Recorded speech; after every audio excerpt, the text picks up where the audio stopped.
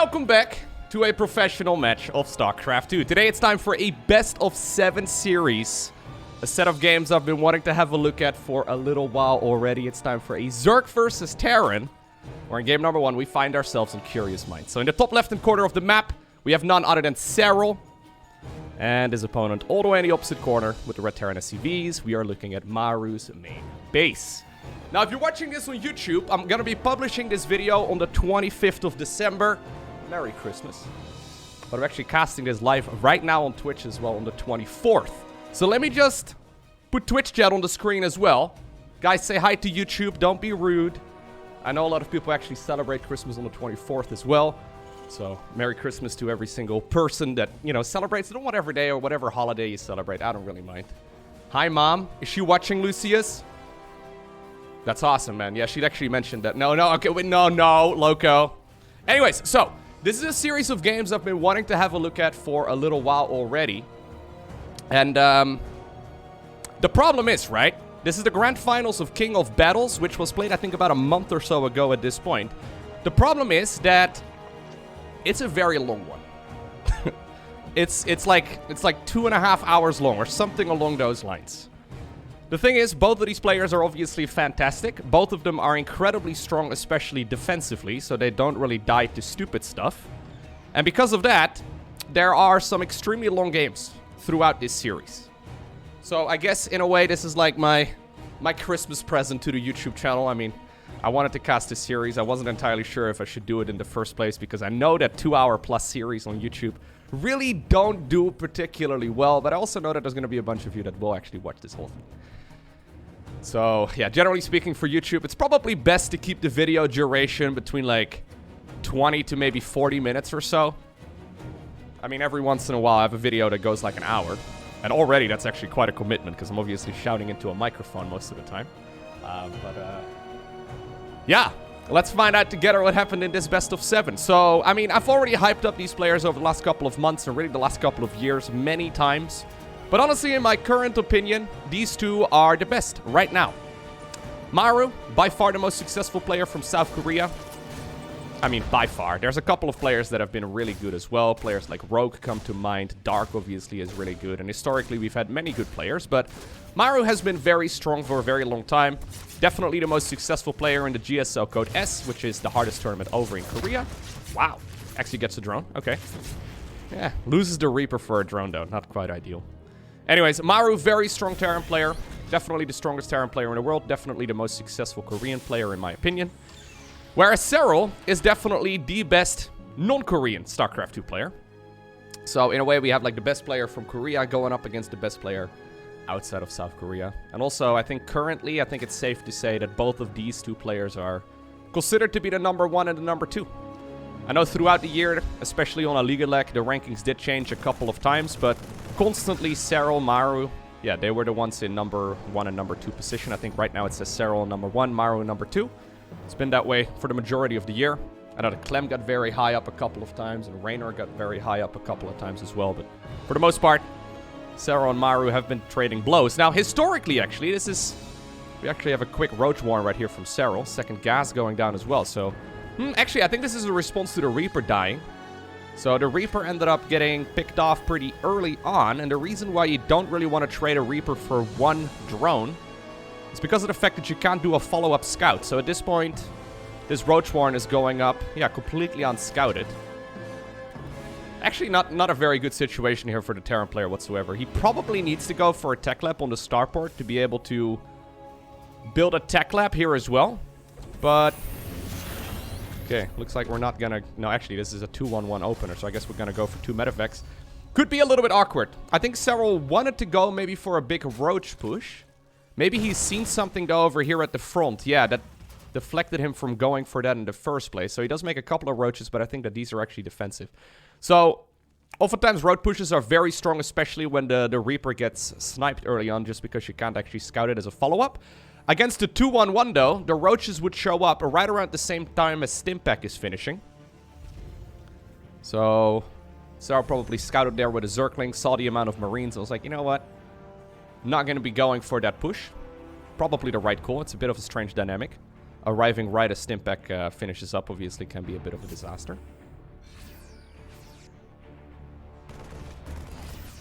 That's the most care-for Zergling I've seen in a while.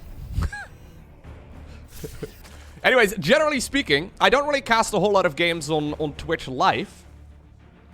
But since this is a long one as well, I can imagine we might be running out of things to talk about at some point too. So I will try and at the very least pay a little bit of attention to Twitch chat every once in a while as well. Just don't say any mean things, okay?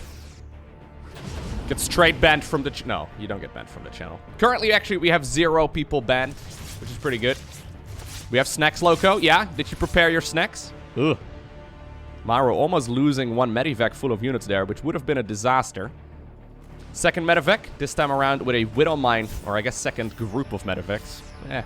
Just 1 medivac. Anyways, this time around with 1 Widowmine over here as well. Maru actually cleverly not showing that to the Zergling that was patrolling on the watchtower. Pretty smart. Might be able to actually get a big hit in, because Serral could make the assumption that it's just a bunch of Marines in this one as well. Usually I also don't record my camera, by the way. I've had people ask, Lowko, why don't you usually put your camera in the StarCraft casts? The main reason why I don't is because I record videos early in the morning. And I just kind of sit here like half asleep. I've just chugged my coffee. Anyways. Here's that Widowmine. Yeah, looks like the trick worked out, kind of. Oh my god. Alright. These guys are already flexing on each other. 1 drone right there died to the collateral damage, but this is both of these guys just showing off how good they are. And this is just game number 1, right? So we are transitioning right now as Maru here to some additional barracks as well. So that's barracks number 4 and 5 coming up. 3rd command center just landed. The SCV is doing a bit of a dance inside of the main base because the depots over here are actually raced. A little bit of a skirmish over here in the middle of the map as well, but yeah, Serral's very good at not dying to Widowmines. Honestly, like, I've casted a lot of games where Serral is behind and he just simply refuses to die. So if you've watched a bunch of the Serral games over the year or so, you probably have seen some of those matches where it looks like he's very, very dead. And even if he ends up losing, usually he just manages to stay alive for like another couple minutes, longer than most of the other high-level Zerg players manage to pull off. And the same can really be said for Maru. Maru's defensive play is extremely good. It's all these little things like the supply depots, but also the siege tank positioning and the amount of units he actually commits towards the other side of the map. Generally speaking, both of these guys just... I mean, I do not really see Maru dying very quickly to a Roach Ravager push. Although if he unsieges a tank right at the worst possible moment, that might be one way to die. Is this the famous caster curse I've heard so much about? Where you make certain claims, and then right as you make them, immediately you get proven wrong.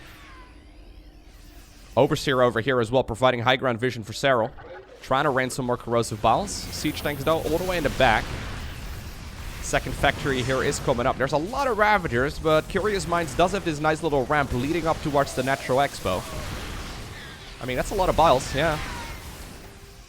Big supply block right now for Maru. Already putting little supply depot heads right here on the 2 supply depots in the back, adding on a couple more. I don't think Serral can really push up the ramp, but for obvious reasons. A really good position for him. Start piling the command center itself. Hive comes up here. As well as +2/+2. Yeah. Roaches and Ravagers are also a little bit awkward to get stuck on, of course. Especially once Terran finishes up 2-2 and goes into 3-3. It can be very easy to accidentally be stuck on Roach Ravager, and at some point the Roaches and Ravagers just get destroyed. So already Hydra Den is coming up. I'm expecting a Lurker Den as a follow-up here as well relatively soon from the finisher. And yeah, he'll probably be transitioning out of this Roach army soon enough. I do, by the way, have stream notifications on, so thank you very much, Premium, for the 250 bits. He says, Zerg gang, Merry Christmas. I will be paying attention to those every once in a while, but I decided to turn off Brian's wonderful text-to-speech voice just because it might be a little bit distracting, especially during epic moments. Corrosive Biles. Do get rid of a couple of the siege tanks over there. And Serral just trying to buy as much time as possible, right? His economy is quite a bit bigger here. Maru obviously hasn't been mining here for a while, so if you look at the income right now, you can see that Serral just simply has way more stuff. Right, once again, comes in with a huge arc of units, and this now becomes a little bit desperate here for Maru. Maru doesn't really have a whole lot of money. Serral currently Well, I mean, he's got a bit of a bank, just spending the majority of it. Decides to remax once again on roaches. Maybe he's got the feeling that he can actually finish this game once 2-2 finishes. I think he's probably going to try and go for another all-out assault before making that switch on over towards Hydralisks. So 2-2 about, 20 seconds or so away from finishing. Terran is going to finish their own 2-2 as well, so it doesn't matter all too much. But at this point, even the queens could be brought to the front. This can all be traced back to that one siege tank that was on siege for a little bit, right? So another siege tank getting picked off. Maru obviously is running low on resources in the main base as well as the natural, so not really something that he can sustain for a whole lot longer. SCVs right now as well here pulled away from the mineral line to soak some of that damage up. A couple of Vipers added into the mix. I think Serral's just going to rinse and repeat here. He's going for his 5th expansion here as well, or I guess his 4th expo. 5th base. 4th command center was produced during all of this, but the command center itself might actually be in some trouble. Rose of Bowels, not quite enough to finish this off. My god. I felt like Maru was dead though. This is kind of what I was bringing up earlier. I felt like Maru was dead like 4 minutes ago, and I don't think he's actually winning this. But while he's 60 supply behind, and Creep is literally at his 3rd base, he refuses to die. Which is a very, very nice, trait to have as a StarCraft player. Only just now, by the way, is when Zergling speed starts up. 11.5 minutes into the game. All of these roaches actually have to be very careful. They're Ravagers as well. They're very low in health. Siege tank spread is looking mighty fine. But I like the addition here of the Vipers quite a bit. Just trying to kill the command center itself right now. 4th command center in the meantime on the right side of the map. Probably wants to morph that into a planetary, but I don't really know if Maru can actually afford it. Maru also not able to afford 3-3 upgrades here, where Serral is. Now he's adding on a couple of Hydras as well. He's going into the Lurker ranged upgrade. Probably will be getting the Speedy Burrow as a follow-up too. And obviously Maru, I mean, he's still sitting on an early game army against the Zerg who's going into their ultimate force. You can add on a couple of Vikings and all that, but I really don't see this working out all too well. Look at the map as well. He's just painting the entire map in creep. 6 Lurkers as a follow-up. +3/+3 here is about halfway done. Maru is sneaking out the +3 infantry weapons. I can't believe he's still in this game. Look at that siege tank spread. So sick. How many tanks are we on? 9 siege tanks here. Siege tanks obviously very good against, well, roaches. Because roaches take a lot of damage from siege tanks, and Hydras don't have a whole lot of life in the first place. Not very good against upgraded Zerglings. The Zerglings are soon going to have +3/+0. +3 armor, that is. But obviously, yeah, the Vipers are going to be able to abduct those units one at a time. Maru probably assumed this game over like 5 minutes ago. But, he's just testing the waters. Trying to make sure that the opponent knows who he's playing against. Serral probably used to winning by now. Anyways. All of the late game upgrades are coming up here. If Maru can claw himself back into this match, that would be something. He does have the right side base taken, and I don't think that Serral actually knows of this. So Serral's got to actually check this out. He probably assumes that it's up and running right about right now, but he will find the base completely mining. Yeah, he actually didn't expect it. Probably tried to set up a bit of a sandwich. At the same time, parasitic bomb there on a couple of Medivacs. Okay. They also will stay alive. All in the red hit points, but as long as they live, it's all good. Once again, Lurkers coming in. Can't actually fight that. My god! Maru's actually pretty insane. I'm so excited for this entire series. I haven't seen any of the games. Now, to clarify, or to be, completely transparent, I do know who ends up winning it. Because, I follow the StarCraft community pretty closely. And because of that, whenever Serral versus Maru happens, I mean, it's a matchup that doesn't really occur very often. It's kind of hard to miss, but I thought of doing this some time ago, so I didn't actually check out any of the replays myself yet. Yeah, there's a lot of siege tanks. At this point, not really something he can break through. Serral even going into the Baneling Nest right now, upgrading +1 melee. Got a feeling, though, that at some point, yeah, we're just going to see the Lurkers marching to the planetary. And pretty much everything dying. Now, that was actually a little bit too far in the back, so Serral not getting maximum value there, but lot of the Terran army right now is still being destroyed. Planetary also blinding clouded, which yes, does work on it. Liberators trying to get some value in. There are still some Ravagers from earlier. Siege tanks, though, in that beautiful position here for Maru, but Planetary Fortress, though, eventually does take the beating there. Apparently is that the old main base? Yeah, an orbital command is going to fly on over here. Already a lurker is preparing itself for SCVs in the mineral line once again. I feel like Maru has been up with his back against the wall for the better part of 70 supply. Or with like 70 supply down for the better part of like this game, but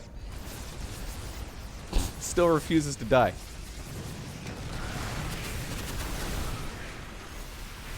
Okay. Ghosts are even also afforded right now. Where is he getting his money from? He's got like no resources here. Going into the Ghost Cloaking upgrade. If he starts researching nukes here very soon, I'm gonna be very confused. Usually this is what Terran does off of like 4 or 5 base eco. Not off of like 1.5. Even the natural expo is running low. Main base not looking so hot. Alright. The counter to the Ghosts is usually the Banelings. So that is the main goal right now for Serral probably. He will go into that Lingbane army here to counter those units. But honestly, he probably expected to win this match a good old while ago. He's currently sitting at 600 minerals and a whole lot of gas. He doesn't actually have that big of a bank here whatsoever. I mean, he's once again maxed out. Okay. Zerglings finally managed to get a wraparound on a couple of those siege tanks. Siege tank numbers are going down. Okay, parasitic bomb right there on top of all of the Vikings as well. Good abduction once again by the finisher. And eventually, Serral does win game number 1. But he definitely had to fight for it. Alright, game number 2 on Glittering Ashes. I've actually thought about doing more live casts, or like live, you know, from a replay type of casts on Twitch. Haven't really done a whole lot of those because I kind of enjoy doing these videos in the morning. It's just a routine I've been doing for a very long time. I might decide to do more of that as well in the future. Maybe just stream a whole lot of the games that I want to cast live and then post the very best ones to the YouTube channel. I mean, even though it's 2021 and people have been calling StarCraft 2 a dead game for over a decade right now, there are still so many replays on the list of games that I want to cast that, yeah, I never really get around to casting all of them, so I might want to do some more of those. Anyways, it is going to be a spawning pool first right here from Serral. Interestingly enough, he does so on Curious... Or, sorry, he didn't do so on Curious Minds, if I'm not mistaken. Pretty sure on Curious Minds he went Hatch Gas Pool, right? Can someone confirm this, actually? Not exactly sure. Either way, Glittering Ashes, the biggest map in the map pool, whereas Curious Minds is the smallest one, so... Kind of interesting to see him going pool into Hatch, although he has been playing that quite a bit over the last couple of months in particular. Lowko has trapped us here. Yeah, am I forcing you to be on this stream, Pete?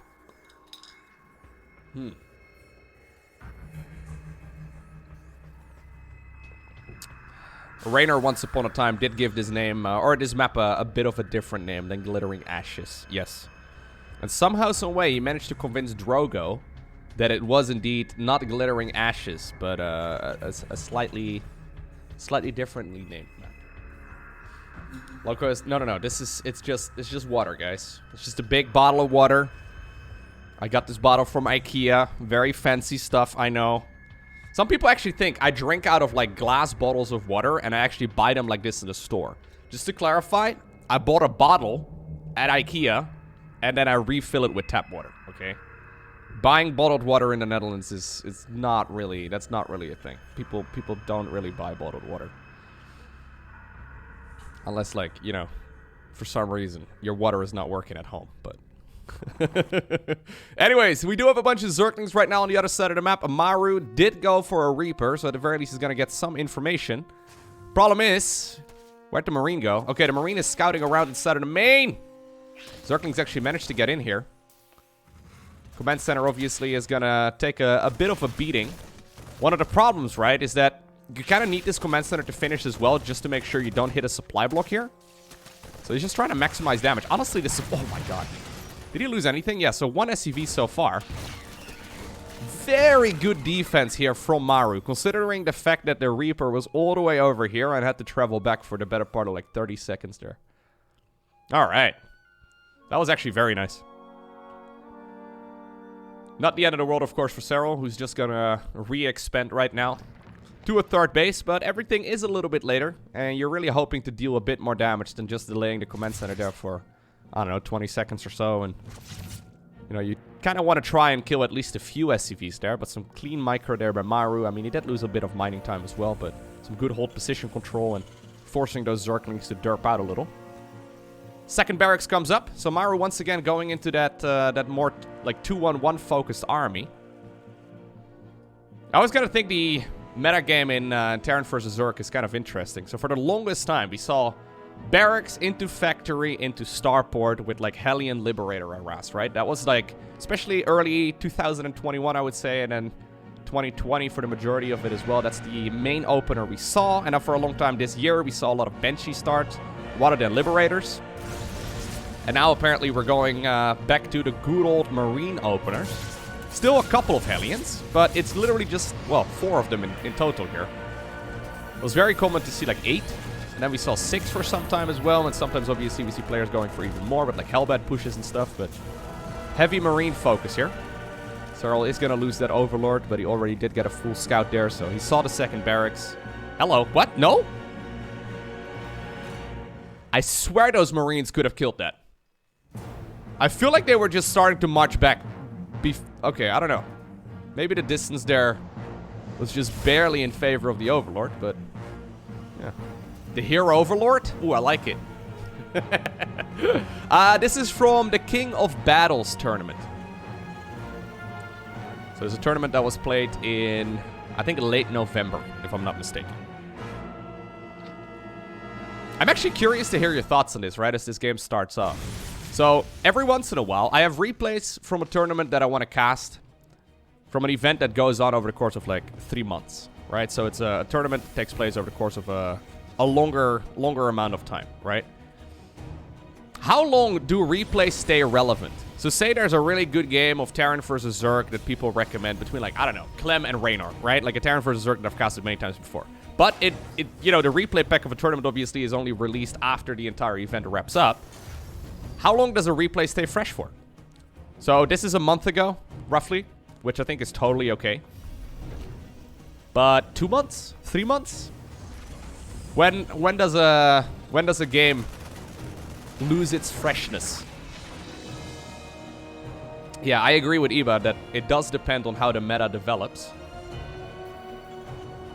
Terran vs Zerg meta, obviously, at this point is very well figured out. This is a meta that, you know, I mean, we're in a way, we're going back to what we used to see back in the day with Marine openers. This was very common back in the day. And now, you know, it's like we're going back to chapter 1. Oh yeah, the meta definitely still develops all of the time. But anyways, yeah, obviously if it's a new map pool, then it's a bit of a different story, but we don't get those all too often anymore either. Anyways, personally, I think it's probably about 2 months or so. But for example, I casted Max Specs versus Raynor earlier this week. And Max Specs versus Raynor definitely, I think that particular match was played a little bit longer ago. And Max Specs is improving very rapidly right now, to the point where I wondered if maybe that game was a little bit too old to post. But it was a very good game, so, you know, I enjoyed casting it and it was a good match. But it's not necessarily 100% representative of where Max Specs is currently at. So it's kind of an interesting question. If you're watching this on YouTube, let me know down below in the comment section as well your thoughts on it. It depends obviously on how many games there are to cast as well. Like at this point, there's a lot of replay packs available. But by the way, whenever I say replays or like comment section down below, even when I'm not recording with the camera, I am still pointing. I catch myself doing this all the time.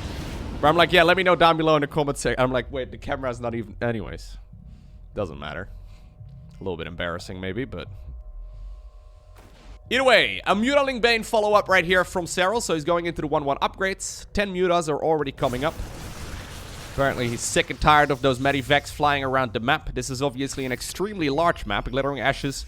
Not only just a very long rush distance from natural to natural, but it's also just very, like, wide. It's got a lot of girth to the map. Anyways, what I'm trying to get at is that a more mobile army obviously does benefit a larger map. So Roaches and Ravagers make sense for something like Curious Minds. Mutaling Bane definitely do make sense right here on Glittering Ashes. The problem, though, that I personally have with Mutaling Bane is that, generally speaking, I will lose all of my mutas. That's the bravest medevac pilot I've seen in a while. I would lose all of my mutas to, like, you know, 2 Widow Mines, and I don't pay attention for about a split second, and then everything is gone. Glittering Ashes is a thick map, yes. You forgot the H, though. Anyways. Thank you, by the way, Odd Shots, for the 5 community subs just now 2 minutes ago. And thank you, Taurus, for the raid as well. Thank you, guys. Appreciate the generosity. Okay. Maru going into some additional barracks here. Is that barracks 6, 7, and 8, if I'm not mistaken? Missile turrets are coming up. He's going into Thors right now, as well as Widow Mines. 2 upgrades here for him as well. So obviously, whatever Zerg goes into the Mutaling Bane style, he usually will delay the 1-1 upgrades for a while. So we do now see that nice advantage here from Maru. So this is something he could capitalize on. But while Serral right now has full map control, this is one of those things that's kind of hard to quantify. Like, you can look at income, and you can look at worker count, and you can look at, like, APM and all that. Oh my god. Okay, yeah, that was really not something that great right here for the Zerg player. Anyways, I was going to bring up creep spread. It's one of those things that's like, I would like to have, like, a percentage of the map covered in creep counter, if that makes any sense. Because I feel like these top-level Zerg players, like, right now, how much of the map is covered in creep? Maybe, like, 40 to 50% or so. While Zerg has map control, they can push that creep like crazy, and that's one of the things that these top-level Zerg players are very good at. Where you and me probably spent most of our attention just trying to fly around and, you know, getting the Lings and the Banes out and macroing and whatnot at home. This is a very intensive army. You need to have a lot of actions per minute to do everything. Creep spread is something that's easily neglected. I would say about 43%. Yeah, you guys have settled on 43. Okay, now a couple tumors going down, so 42%. The answer to the life, the universe, and everything. Fair enough. It is a cool metric, though. I would love to see something along those lines, because I do think it's very important. If you were to compare your own Mutaling Bane games and the amount of creep coverage that you have on the map to what these guys are capable of pulling off, you'll probably realize how bad you actually are at the game, you know? And isn't that why we all play StarCraft? To realize how incompetent we are compared to the pro players. That's... okay. Maybe that's just me. Ooh. Widow Mine right over there dealing a little bit of damage to the Marines as well. How many Thors are we on right now? Just 1, okay. So second Thor coming up, 3-3 upgrades coming up as well. That creep spread is starting to look a little ridiculous, though, yeah. Maru just left his own base. Had no idea that the creep was all the way out here, but he finds out right now. This is a bit ambitious right here from the Zerg. Yeah. That doesn't really happen against Maru. I mean, you can try, but likely won't be paying off. Yeah. As Raynor explained, even top 50 on Grandmaster League sucks. That's Raynor's off race. It's very true, though. The skill level difference, even if you just compare MMR, is actually huge. Ooh. Big Widowmine hits. 29 kills on that one. If you compare the guy in number 200 in Grandmaster League compared to the guy in number 1, it's quite literally a 2,000 MMR difference, if not more. Which, it's about 4 leagues. Like, it's actually tremendous. Anyways, Thor shooting at the wrong thing. Thor, you need to be prioritizing the mutas over here, although there seems to be quite a bit of bio army available. Good pickup right there by Maru. Nice splitting as well, of course, against most of those Lings and Banes.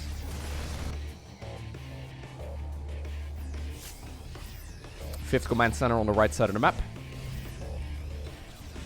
Despite the Mutaling Bane army being super mobile and Serral trying to harass here for quite a while as well, so far, he's not really finding that much damage. Only 2 SCVs, actually, in total this whole game. +3 coming up. Adrenal glands here. Ultralisk cavern as well. Alright, guys. We're having Ultras here. How do we feel about Ultras in the current meta of Terran vs. Zerg? I swear that every single time I see Ultras, they just kind of die and nothing happens. Unless the Terran player is very far behind. I'm not personally a big fan of the mutas. Or, sorry, of the... well, I'm not a big fan of mutas either myself, but that's because I suck. Ooh. I'm not a very big fan of Ultras, though. Ultras can be very strong, especially when Terran is stuck on, like, Marine tank. And, like, an early sort of mid-game focused army, but Maru has got plenty of eco. He will probably transition here towards ghosts soon enough, and even this army that he's got right now is pretty good against Ultralisks too, so I really don't know. Hey, Lowko, I had no idea you did Twitch live casts. Let's go. Let's go down Vivid. I usually don't. Anyway, Serral, thinking about engaging this, but that's a lot of Marauders in the front. Beautiful splits here as well from Maru. He's purposefully pulling those Marauders right here in the front to try and soak up as many of those Baneling hits as possible. Muta's thinking about going for a run by. There are a couple of, like, or I guess a flyby. There are a couple of, like, Banelings burrowed here and there, but so far it looks like Maru is just content with killing the one center Expo. Okay, going for the right side as well, splitting up his army. I don't know if this split up is that effective though right now, because Serral obviously can put all of his units right here in one big place at the same time. That's a lot of dead Terran units. Got a feeling that these units... Oh my god. The Burrowed Bane's also exploding there. I think that these units are also going to be... They're going to be home for Christmas. Okay, not home for Christmas. They're going to be ready at least to defend here as well. Don't think that this Terran army here on the right side of the map is going to be going home either. Thor's trying to get a whole lot of damage done. Okay. Oh god, that's a very ambitious medevac right there. Obviously, if the medevac is holding the Thor and then the medevac dies, everything dies. Maru trying to buy as much time as possible, but I think that split was indeed a little bit too much. Hammer of the gods! Yeah, they do shout that from time to time. Thor's just inspired by Arnold, okay. Maybe it's Arnold actually commanding the Thor right there, inside of the thing. Anyways, Serral right now apparently thinking that this might be a moment to push through. Ghosts are coming up as well as Liberators. So Ultras are soon going to be absolutely destroyed. And with soon I mean right now. Anyways, where do you go right now though, right? So like Serral has climbed the entire tech ladder. He's gone, you know, from Mutaling Bane into Ultras. Where do you go now? So I guess if the opponent is going very heavy into like Ghosts and Liberators, you can transition towards just good old Lingbane Muta again. It's kind of funny how that works. If they're very heavily focused on countering Ultras, maybe that's the main strength of the Ultra, to like force a response out of the opponent. Yeah, you can just go back to Mutaling Bane. It's a bit of a strange unit composition. I do like this unit composition from Maru more and more though as the game progresses. Notice, by the way, how Maru is currently sitting on 89 SCVs. I've been casting a bunch of, like, Bjorn games recently as well, where Bjorn literally seems to refuse to go over, like, 60. He's just sitting on, like, 40 workers the entire game long. Like, alright, Bjorn, calm down. Maru's pretty good at the game. You might want to take a note out of his book every once in a while. Yeah, you can go into Infestors if you want to, obviously. Vipers would obviously also be a great addition, but that becomes such an incredibly micro-heavy army that you may as well add on Lurkers as well. And then we're playing an entirely different army composition. So usually if you want to go into Infestors, you take a bit of a different path there. Or you do so after the Mutas are gone. At this point, there's still 16 Mutas around. I mean, it's nice to have the addition. It's just that you still... Like, one thing to remember, and that's easily forgotten, is that pro gamers are still human. This is crazy, right? I did a poll a couple days ago on the YouTube community tab asking how many hens pro gamers have. And it's a bit tongue-in-cheek, but it really does feel that sometimes these pro players do have like 6 hens. And that they are capable of microing so many different hotkeys all at once. I mean, this Terran army is very difficult to control properly. It's so easy to accidentally all-army hotkey and just pull everything away. If you pull all of your defenses away in one location, Serral's gonna kill you very quickly. The same right here for Serral. If you miscontrol his army, I mean, these are units that really don't have a whole lot of health. Everything will just get destroyed. If you lose this clump of ghosts over here, for example, that's basically GG. Well, I mean... Okay, he's got cloak, I was gonna say. If all of those Banelings just row into the ghosts, that would be bad. You don't believe the pros are human? Yeah, no, like, honestly, I've met many of them. I've talked to them and stuff. They seem pretty human to me. At least most of them do. As far as I can tell, they only have 2 hands. Maybe they use, like, a secondary keyboard and use their feet on the ground or something to also, you know, play at the same time. But genuinely, like, the best way I can describe you know, how good the pro players are is just by comparing MMR. Like, once you reach Grandmaster League, you really do realize how much better the pros actually are. You don't even need to be that good in order to reach Grandmaster League in comparison to these guys. It's just insane. The skill level difference within GM itself is huge. So when Raynor says, like, not even top 50 is good, he's not joking. Like, the skill level difference between the number 50 in Grandmaster League and the number 2 or the number 1 is, it's mind-boggling. It's huge. Anyways, Infestors are indeed going to be the next step right here. Great engagements for Maru, of course.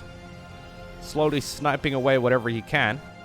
Zergling's thinking about going for a run-by on the right side of the map, but Maru is well defended here. Zerglings alone aren't going to do it, but okay. Banelings are going to be joining in as well. Okay, that's a juicy Baneling hit. Yeah. Maru, though, probably a little bit too SCV heavy anyways. I love how Maru is actually, like, trying to expand towards the bottom right while simultaneously also taking the top left. Okay. Most of the time we see Terran players content with just taking one section of the map, so they'll take like one quadrant. So Maru could be fighting right here for the top left-hand corner or the bottom right. Maru's like, no, I want both. Give me all of them. This is a sick game. Like, we're 20 minutes in almost, and I have no idea who's winning.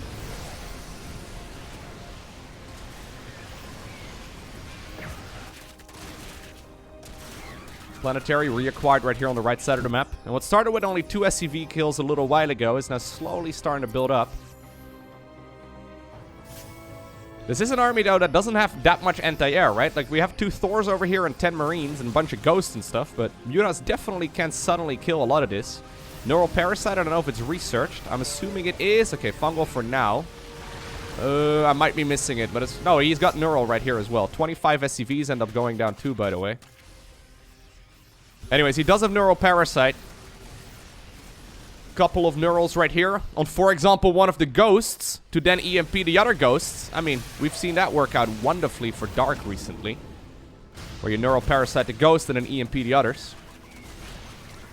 It's one of those things that you don't really think of until you have, you know, 4 hands and 600 actions per minute. The APM counter is a little bit...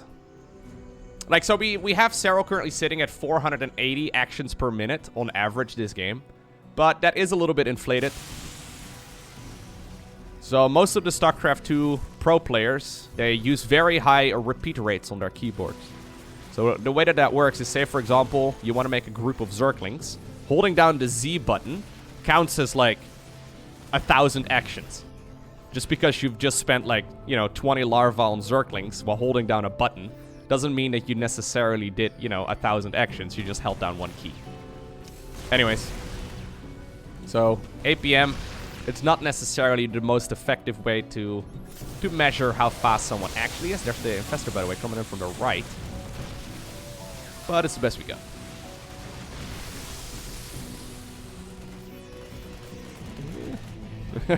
Infestor getting a little bit overly ambitious there. Missile turret probably saw the tail and he decided to scan right there to kill it.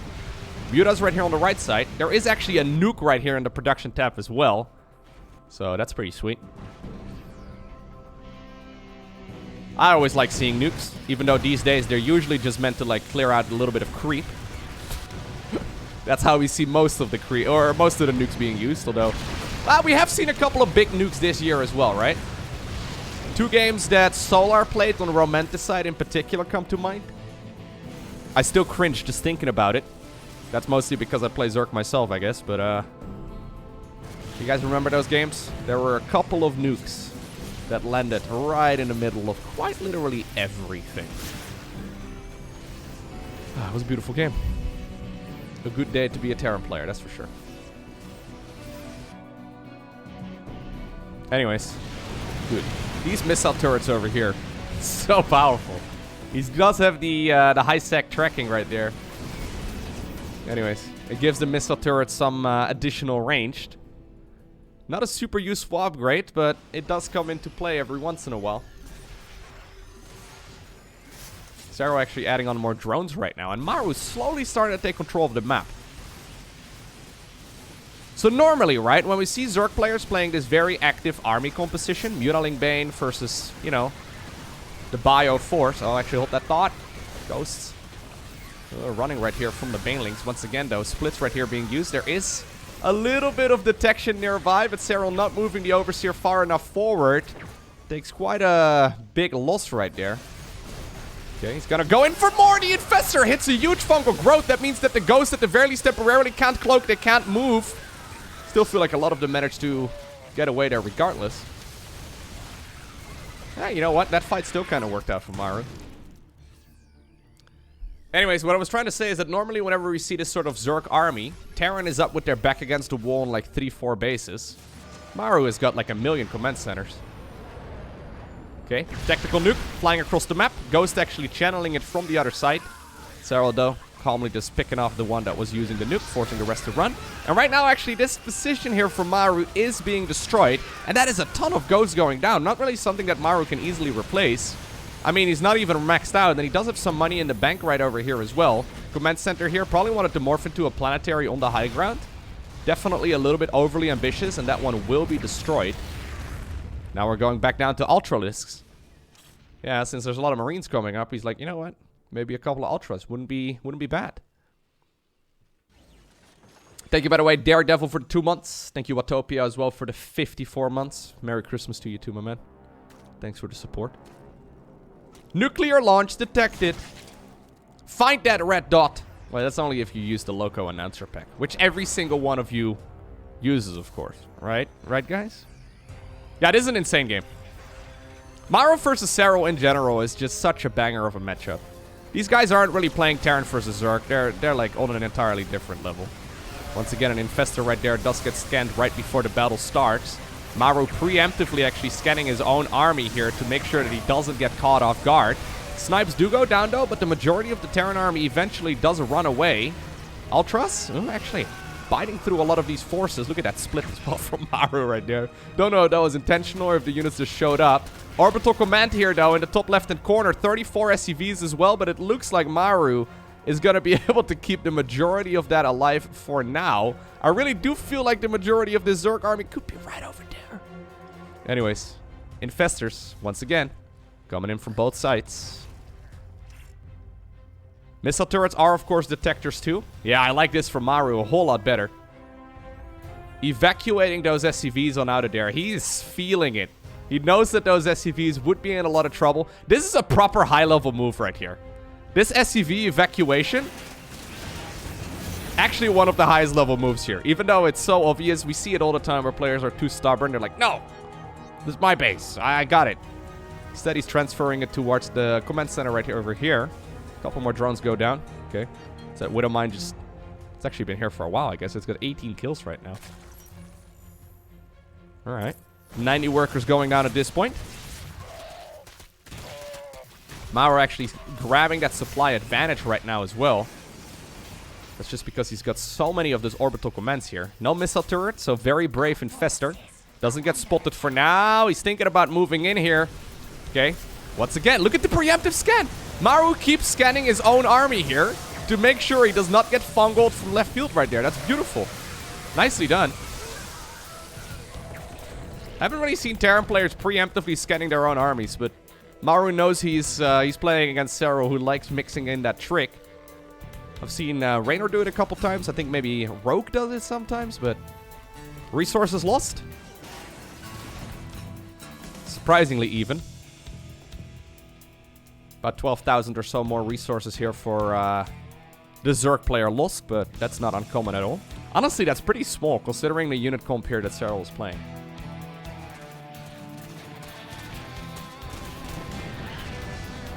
Now, this is only game number 2 in a best-of-7. This could be its own dedicated video. Just this one match right here. I got a liter of water. I'm gonna need it.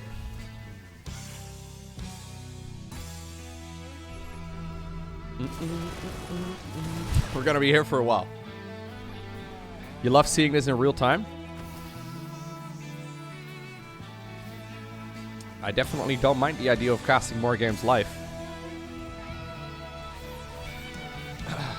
Would save me a little bit of time in the morning. Well, would you look at that, actually. Brute Lords are coming up right now. We're going to Brute Lord Infestor. What year is it? Brute Lord Infestor, once upon a time, considered to be the strongest unit composition in all of StarCraft 2. Actually, twice upon a time. Technically the case in early Wings of Liberty, and then sometime after it as well. EMP eventually does come up. Alright, huge fungals, though, are landing here everywhere at the same time. There are a couple of Zerglings going to town over there and killing 20 SCVs. Infestors really should try and get out of here.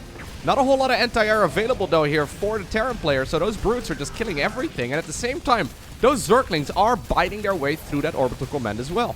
Reinforcing Terran units are showing up. There is a ghost over here that's just shooting. Right, they're just trying to gun down whatever they can, and one Brute Lord eventually will get picked off. Orbital gets lifted here. Widow Mines would have been available. Oh my god, we have a Widow Mine drop on top of a Brute Lord. That's when you know things are getting desperate, but Maru currently 50 supply up.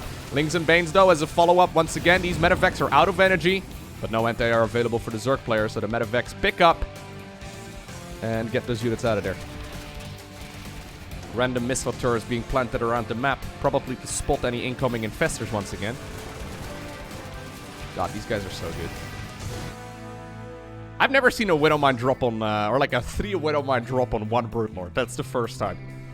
11 years of professional StarCraft, soon to be 12 years of professional StarCraft. Never noticed that before. And we're going all the way back down to mostly Marines and Marauders here. Fantastic play right here from Maru, though. GG is called in game number 2. Goes to the Terran. All right, next up. Berlingrad. Bit of a smaller map, but still definitely a map that has plenty of expansions available. The most notable feature, I guess, on Berlingrad is this little section right over here. So obviously it's mirrored. We see the same thing on the other side of the map. These are 2 mineral patches over here that have only 5 minerals in them. And since a StarCraft 2 worker mines 5 minerals at a time, you can bring 1 SCV or 1 drone over here, mine out that little mineral patch, and then make the rush distance ever so slightly shorter. Obviously, you can also opt to destroy the rocks later on into the game. So it's nice for early game cheeses, but also for some mid-game aggression. But other than that, Berlingrad, pretty standard map. I actually am a big fan of these like mineral walls. It's, as far as like StarCraft history goes, it's a relatively new thing. I mean, we've still been doing it for like probably 2-3 years or so at this point. But in StarCraft history, you know, I know other games have come and gone since then. But in StarCraft history, 2 years is basically nothing. This is the map with the dogs as well. Where's the dogs? What?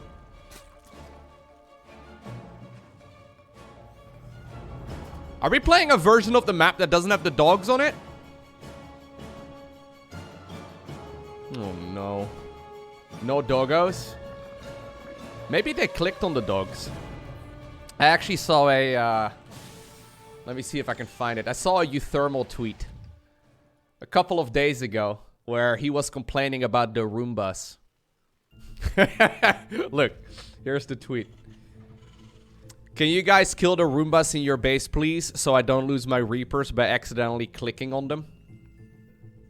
That's a proper first world pro gamer problem. Where the map maker is like, ooh, I'm gonna decorate the base with a couple of Roombas going around and making sure that it looks nice and pretty. And then the pro players are like, no! Don't want it! To be fair, that does kind of suck. The dogs on this map are untargetable, so you can't actually click on them accidentally. Whereas the Roombas and, like, you know, the other little critters we see scurrying around the maps, they are clickable. There are no in-game settings where you can remove those. No. So this is, like, you can see the map name right over here. So this is the TOMC 15 Berlingrad. So maybe this is a version of the map that's slightly different from the ladder edition that we normally see. And maybe this version of the map just so happens to have no dogs. Which is definitely bad. My god, look at that Zergling control. Don't lose the don't lose the drone though, man. Yeah. The Zergling control was so good. And now we see a worker going down to a Reaper. Not actually what you want. Third hatchery though. Being acquired in the triangle position. Fair enough. Poor drone died in midair. He really did. Serral washed up, losing one drone. I actually remember like a year ago or so that people were calling Serral washed up. So Serral, once upon a time in like 2018 or so, was winning basically everything. So there wasn't really a tournament where Serral wasn't the clear favorite. And then for a while, Serral, you know, was considered by some people washed up while still making second places all over the place, third place, fourth place. Like, he was still making semifinals everywhere. And people are like, oh my, hey, there's a dog! Anyways, yeah, he was still doing very well. Right now, though, he seems to, once again, have found his way back into the game. As far as, like, winning events go, he's looking very strong right now. Both Maru and Serral definitely two favorites going into IEM Katowice, which is the World Championships that will be played, I think, late February. If they keep playing the way they are right now, definitely two favorites. So we do have a roach push coming up here from Serral. In the meantime, on the other side of the map, Maru going double tech lab right here, so he might be able to produce at least one Banshee, but he's also got an armory coming up. Now, Hellbats versus Roaches. Not good for Terran. Oh yeah, the level of stress in these games is pretty insane. That is something worth discussing. We can go over that in a minute. Got a feeling that this push will be shut down easy peasy. So you can actually only fit 2 Hellbats inside of a Medivac, but you can fit 4 Hellions. It's one of the top 10 things that science can't explain in StarCraft 2. So Maru right there transforming them back to be able to evacuate the majority of them. Which is kind of cool. Anyways, got a feeling that this is going to be a very rough hold right here for Maru. So there's drones as a follow-up. Hellbats still deal quite a bit of damage. There is a Banshee on the back of this as well. Fun fact, actually. Hellions are only considered mechanical, meaning that you can repair them. However, Hellbats are considered mechanical and biological, even though they transform out of the same unit. Meaning that a Hellbat can be healed by a Medivac, but also by an SCV. Simultaneously. Isn't that weird? Made no sense to me whenever I found that out, but it's a thing. Don't know if it's an oversight and they just never fixed it, or... No, it's definitely intentional. Because Hellbat harass... Hellbats being able to be healed by Medivacs, I guess, was an idea to make mech more powerful or something, but... It theoretically... Like, what I'm getting at is my science fiction video game is not being realistic, okay? And I find that difficult. No, I find that difficult to deal with. Anyway, someone was just bringing up, like, the mental stress. So, I was actually thinking about casting this series and a series that Serral played against Trap recently as well. So, Serral played another Grand Finals not that long ago against Trap, who's a Protoss player, who's very fond of playing Skytools recently. And that is a series that's even longer than this one. I think that entire series is like 3+ hours long. I think that's from Pig's tournament. From about a month, maybe a month and a half ago or so at this point. It's a serious stamina like game at that point as well, right? So I recently, like, I've been watching a little bit of Formula 1. I've been watching a bunch of interviews in here and there. Apparently, like, the Formula 1 drivers lose something up to like 4 pounds or something in like an hour-long race. I've also read that, like, chess grandmasters in tournaments lose a significant amount of weight just by playing the game in a tournament, even though obviously, like, you can imagine that, like, Formula 1 driving is very physical, right? But sitting there playing chess, I mean, is it very... Apparently, you burn a ton of calories doing so. I mean, brain is kind of resource hungry, I suppose. Anyways, I would love to see a study to see how much these top-level guys actually burn playing StarCraft 2. I genuinely do believe that you burn way more calories playing a game of StarCraft than you do playing a game of, like, I don't know, FIFA or, like, Call of Duty or something. Yeah, brains definitely use a lot of energy, but if you're playing such a long series, right? It's incredibly taxing. Like, I think most everyone here has played a 1 versus 1 game in StarCraft 2 before. I don't know if you guys have had the same experience, but when I played my very first game of StarCraft 2 back in, like, 2010, I was exhausted after, like, a 6-minute game. I was like, oh god, okay, I need to take a break. Anyways, these guys are playing hours. This is just the grand finals of the tournament, right? Like, it's not like this was the first match of the day either.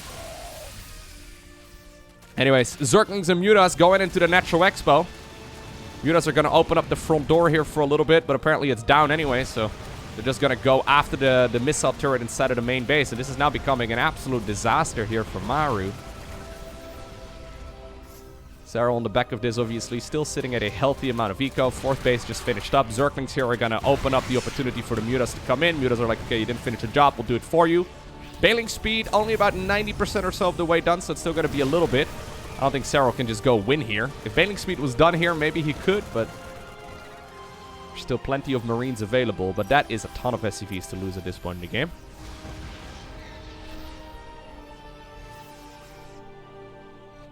Chess pros burn up to 8,000 calories a day during big tournaments. I would imagine it's similar for StarCraft pros.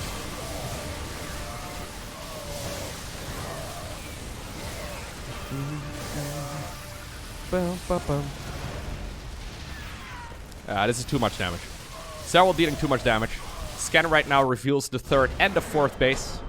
So, Maru right here realizes that he's not just going up against like a 2-base Zerg player, but actually a 4-base. So, he's forced to step out. Pride of Altaris. Game number 4. Yeah, that was a bit of a mismatch. Serral opening up with the Roach Warren there. Maru opening up with a Hellbat push. Not what you're looking for there as a Terran player at all. And then Serral grabs the advantage quite handily. Probably not too bothered by it though, Maru, that is. Probably not too concerned about that. It's very easy to make those little mistakes. I mean, 9 times out of 10, I feel like Zerglings and Banelings are expected, especially on Berlingrad. So not too surprising there to see him going for the Hellbat opener. Hey, thank you, Broken Bows, for the 100 bits. Merry Christmas to you too. Thank you, Fracy, for the €6 donation. I appreciate you. Dare David with the 2 months and Victor with the 16 months. Thank you guys for the generosity. Pride of Altaris. Yes, this map is about as big as Glittering Ashes. The main difference, though, is that this map has a gold base as well on both sides. So I've seen a lot of like very gold base focused games on this map. And neither Serral nor Maru, though, really strikes me as a guy to try and take those early. Look at, by the way, as well as Maru, right? So I've been casting a lot of Maru games recently, and I feel like Maru has been going for a ton of proxy Rexes. Apparently, he's respecting Serral enough to just not go for that sort of trickery. Like, let me put it like this. Say you're signing up for like an open qualifier for a tournament and you match with Maru in game number 1 of the event or whatever. He's gonna 100% destroy you. And he will probably do so with a proxy Rex. Even if you're a Zerg player, just because he's not doing it right here against Serral doesn't think, or doesn't mean he doesn't think it's a good build. Is this series live? No, so this series was played a little while ago. However, I'm casting this live right now. Unless you're watching this in the future, then I'm not casting it live, then everything is in the past. Everything is in the past, dude. I mean, technically speaking, there's even about a 2-second delay or so between what I'm saying right now and you hearing it. So, like, everything is in the past. I mean, even my eyes right here, what they're seeing on the screen has to be, like, processed by the brain and stuff. So even that is slightly in the past. So, basically nothing's live. Everything, anyways.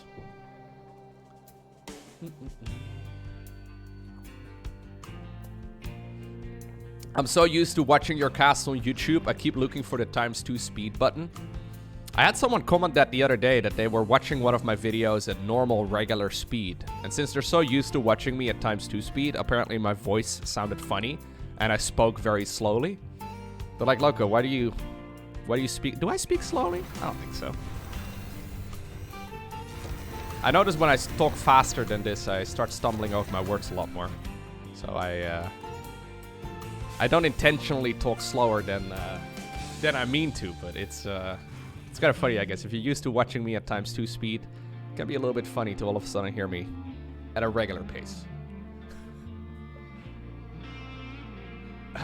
Anyways, triple Rex start right here for Maru. It's that build that I am very conflicted by.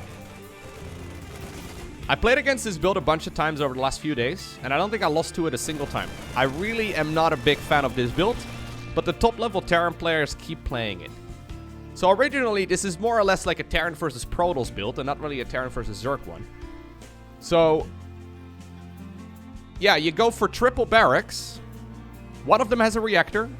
2 of them have tech labs. The first one with the tech lab goes for Stimpack. The second one with the tech lab goes for combat shield. Since Stimpec is a slightly longer upgrade, you will finish them up right around the same time. And then you just march. That's it. That's the build. It's pretty easy. I guess it's difficult for Zerg players to read exactly what it is they have to do against it, but I've got a feeling that over time, this is one of those builds that's just going to be completely shut down once Zerg players know exactly what it is they need to do. I guess at this point, I mean, Serral knows right now, just by seeing this amount of Marines, that it's not double barracks. I think he should know anyways. The thing is, with 2-1-1s, at least in the past, players figured out exactly how to counter them. So you would show up with 2 medevacs, so right now he already knows. You would show up with 2 medevacs on the other side of the map, and Zerg players would just be sitting there with about 6 queens and 30 Zerglings, and then they would have like 50 drones on the back of it, and you would just sort of lose. I feel like this is going to be one of those similar builds. But for now, a lot of Terran players are executing it. I mean, Cure obviously found a lot of success with it. I've seen Beyond do it a bunch as well. So Maru apparently also playing it. Still don't think it's a good build. But maybe I'm wrong. I mean, if all the top-level Terran players are playing it. I don't know. I would love to hear, like, Raynor's opinion or, like, Serral's opinion on this build. I feel like they would tell me that this Terran build sucks. But I don't... I don't know. Maybe I'm wrong. I don't... Like, it technically doesn't have a lot of legs, right? It really doesn't... Anyways. 25 Marines right now, 9 Queens. I mean, at this point, the worker count is pretty good, but the third base for Terran is so late. What are you going to do right now? So Stimpec has been used. Obviously, these Marines cannot stim indefinitely because there's no medevacs available. So, yeah, a little bit of damage here being done. Serral already adding on drones again. Is this build really worth it? Unless you can win with it straight up, is it really that good? So look at this. Command center coming up 5:35 or so is when this one started. Normally we see the third base at like 4:20 at latest. So now, isn't Maru just putting himself behind? Am I missing something? I don't know. What's going on, Rashi? Welcome to the stream. Rashi actually one of the original casters for this particular series that I'm casting right now. Maru versus Serral from the King of Battles. You thought you recognized this? Well, there you go. How exhausted were you after casting this, Rashi? Because you probably were casting all of the day, and then this series came on. I guess Pride of Voltaras is not a map we see all too often, huh?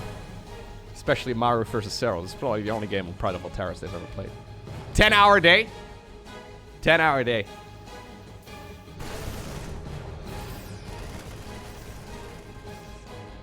Whenever I bring up 10-hour days or long, like, casting days in general, there's always someone who's like, well, all you're doing there is sitting in a chair talking about video games. How exhausting can it be?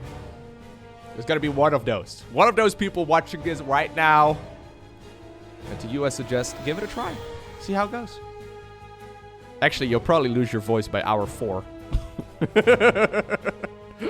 I haven't actually lost my voice in a long time. I don't know exactly why. I think I've gotten better at managing it or something. I'm not exactly sure.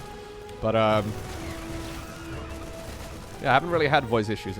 I would like to not have those, by the way, for what it's worth. Voice issues would probably be... Like, I could break my arm and I could still do what I do right now.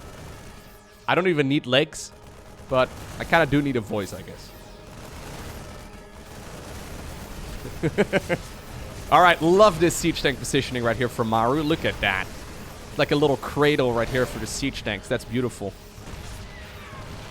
Queen's thinking about running in here. Okay, here's the big Zergling surround, though. Serral coming in from all angles. Target firing down the tanks as well. Binglings over here. Well, you know what? Not getting a whole lot of damage done on the Marines, but the majority of them are already deflected. Third command center finally lands. I mean, all things considered, Zerg does not have a whole lot of workers. But I feel like at some point we're going to be casting these exact games right here, and we're going to be looking at these exact games. So now we're 8 minutes into it. Serral's sitting at 57 drones. I feel like at some point we're going to be casting these exact games, and Serral's going to be sitting at 75. And then we all realize how bad this Terran build is. But maybe I'm wrong. I don't know. For now, this is kind of working out for Maru, though. 2 Liberators on the left side of the map. Just following each other around. Apparently, they're not too concerned about the one in front breaking and then the other one crashing into them or anything along those lines. Just trying to be obnoxious. Obviously, there's not a whole lot of anti-air available. I mean, the queens are out, but...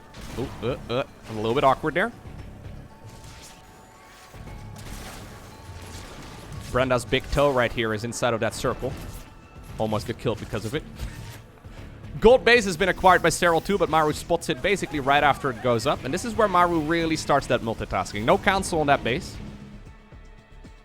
So that's 300 minerals plus the drone down the drain. And already 8 drones, actually. This is dealing more damage than an entire triple barracks opener. Kind of interesting. So the queens were all the way out on the map. Look how long it takes for them to, like, march back in here. Oh, gotta get one more queen as well? No. Queens right there do transfuse each other. It's the strangest unit I've ever seen. An Artosilope. Is this an Artosis reference? Is that what it is? Is there a tasteless lope as well somewhere out on this map? I don't usually click on those critters. There's probably one over here too. It has to be a reference. That's when you know you've made it as a StarCraft caster, when map makers, you know, pull little critters on the map after you. I think it has to be an Artosis lope. There's probably one somewhere over here too. I'm gonna spend the rest of this game looking around for the critter. Can we please move over here, Maru? I know there's nothing to do over there, but... God, there's some killer siege tank positions on this map, actually. Look at these siege tanks. Firing in unison. Wonderful movement here by Maru. God, Maru is so good at, like, using maps. I know it sounds like the most obvious thing, but... so nice. This center bit actually is, like, a bit awkward as well to run around. One hero drone over here. Trying to act cool with the rest of them. Look at him. Attacking one of the siege tanks there. Give the drone the final hit, please. Never mind, drone is going to be going back home. This elevator play over here on the left side, though, is still going on. Maru just inviting units to engage on top of those marines. They'll get shut down right away. +2/+2, though, just about to finish up here. We don't have any Hydra upgrades just yet. No Hive yet either, so... Serral actually starting to fall behind here pretty badly. I mean, it's just that I've seen this sort of thing before from Maru, right? He's now going into a 4th base. He's getting his own +2/+2. He's keeping the opponent occupied, and he hasn't really been harassed here for a while.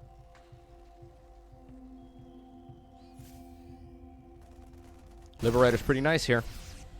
Anyways, Planetary Fortress will be taken right here on the right side of the map. There's already one sensor tower over here. Second sensor tower over here as well. That will give him pretty much all the vision he needs, which is nice. There is a tasteless one, Loko, but I don't think it's on this map. Oh. Alright. You can still see the Spear of Adun right there through the glass of the Pride of Altaris. I didn't actually notice, but apparently the Pride of Altaris is one of the capital Protoss ships. Okay.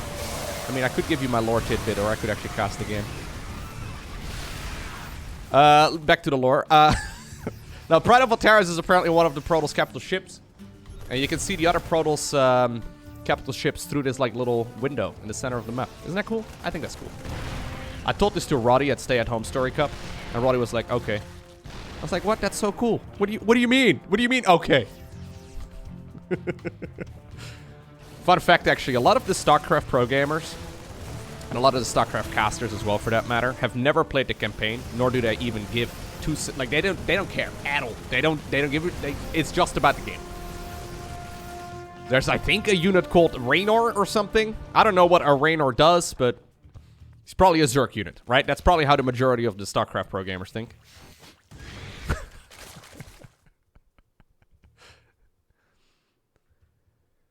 No, a lot of them don't really care about it too much.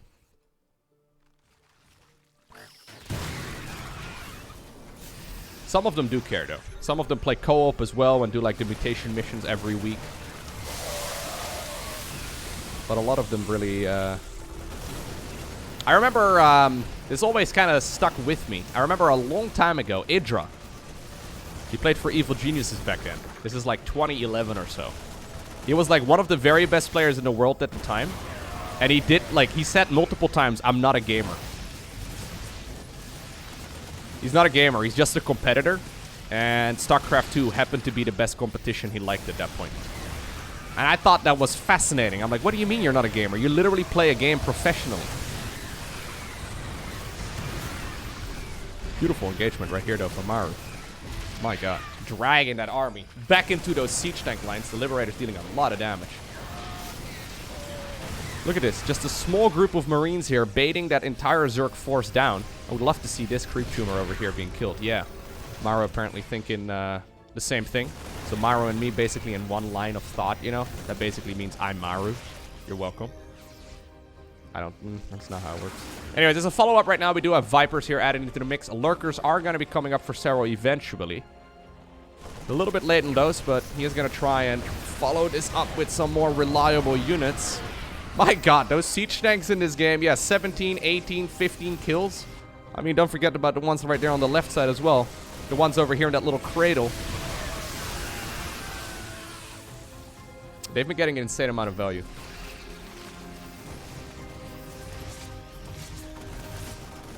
Lowko is basically my... Yeah, thank you, guys. He's even taking a gold base right here on the low ground. Creep almost capable of denying that, so Serral actually is going to find out about that base soon enough. Might get his creep tumor killed by a planetary fortress, which is not something that happens every day. Anyways. God, those siege tanks are so strong. They're now up to the 20s as far as kills go. Not bad whatsoever. I just see Ling after Bane after Ling after Bane dying. Although, okay, now the blinding clouds are coming up. Would like to see some follow-ups as well with maybe some abductions, but okay, Serral has had enough. He's played this sort of game against Maru before, and Maru, I mean, well, initially I feel like the early game wasn't that great for him. Maru just kept on pushing. Very nicely done. Alrighty. Blackburn. This is a map that both players are very familiar with. Obviously a map as well that has a lot of potential.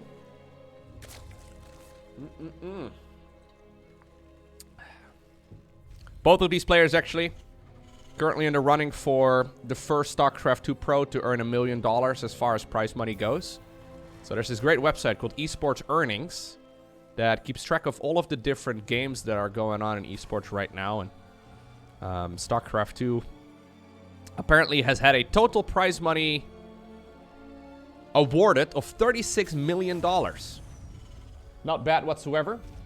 So Serral currently sitting, Jonas Atala right there, at $968,000.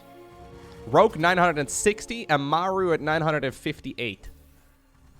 I think 2022 may very well be the year where we get 3 pro players who all make it past $1 million in prize earnings. Not bad whatsoever. Innovation currently in the military. TY currently in the military. Stats currently in the military. SOS actually announced retirement. I think Zest has to go to the military. Sue has to... Oh, God. Everyone's in the military, man.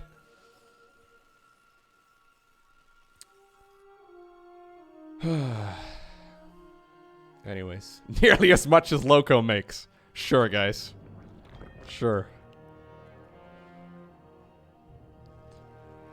Not bad, though. Obviously, that doesn't take into account team sponsorships and salary and all that. I mean, once upon a time, if I'm not mistaken, Team Ends, the team that Serral was on, had multiple team members. But, these days, it's been all Serral for many years. So, yeah, he's been having a grand old time over there, I'm pretty sure. Luckily, in the Netherlands, we don't have a mandatory military service. In Korea, they obviously do. I actually believe in Finland... Do they have a mandatory service in Finland? Maybe one Finnish viewer can let me know if that's still a thing. I've heard of that in the past, but I have no idea if that's something that Serral... Yeah, they do? So is that something that like Serral's gonna have to do at some point as well?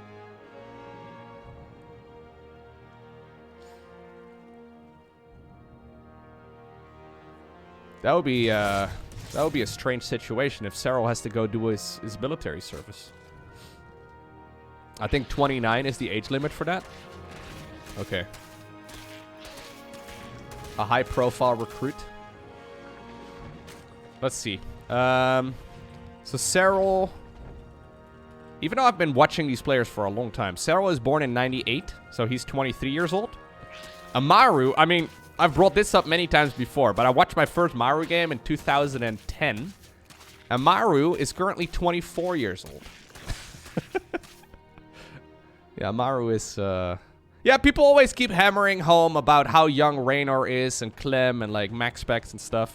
But the actual top-level players are not actually old at all. I don't know when a StarCraft player technically peaks, but... like, as far as age goes, but I wouldn't be surprised at all if Maru and Serral are gonna get better from here going forward as well. And here I am being a diamond at 25. Yeah, these guys have probably never been diamond. They probably, you know, they were diamond for about 2 days. No, so I love this screenshot. Let me try and see if I can find it. So Maru participated in the very first GSL Code S back in 2010. Look at this picture. So he was in the highest level tournament at the time. I mean, if he's currently 24, you can do the math. Yeah, Maru, very good at video games. Little baby Maru back then, but already competing at the pro level. Sick, right? Very quick Baneling Nest right here from Serral. Actually, not too quick. Probably will follow up with a lair soon enough. Third base is coming up right there at the vertical position. Benchy opener right here from Maru. So we have that more conventional start with Hellions and a Benchy. Yeah, my favorite example of this, and I have brought this up as well in the past, but there's probably a few people that don't know this, and I'm going to blow your mind for just a little bit. There was a StarCraft 1 player called Baby. Baby is born in 94 and joined We Made Fox in 2006. So that's a professional gaming team, which he joined at like the age of 11, 12 or so. Anyways, Baby went on to play StarCraft 2 and changed his nickname to TY. Who's currently in the military. But that man has literally been a pro player for the vast majority of his life. Isn't that insane? So obviously esports is big business, especially in Korea. And apparently they are scouting people who are good at the game at a very young age. And yeah, it's pretty insane. I mean, they do the same thing as well with like conventional sports, right? Like they do the same with like soccer or football, right? Like, and I'm sure that's the case with pretty much every sport out there. There's a lot of people. It's big business who are trying to see if they can find the next, you know, the next Messi. If you can scout the next Messi, that's pretty good. How about chess players? I found out about that a few days ago, that apparently the number 2 chess player in the world right now, forgetting his name real quick, but he's like 18. Okay, don't make it sound bad, Nulset. That sounds... okay, that... yeah, Ali. Yeah. Anyhow. We've got a very standard macro start here from the both of them. So 1-1 right here for Serral. 1-1 coming up as well for Maru. We're going for that Ling Bane-based army. And a Hydralisk then as a follow-up, so... very safe approach here. This is one of those builds. We don't really want to take damage. Serral even skipping the gold base for now. Just going for the top right-hand corner instead, because this one is safer. This is the biggest Serral move I've seen so far this series. Other than being fantastic at playing Zerg. Yeah, okay. He does go for the gold, but it's his secondary option, okay?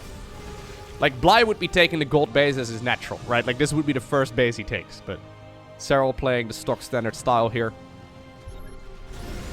Not taking any gambles, not really taking any risks. Ali Reza, yeah.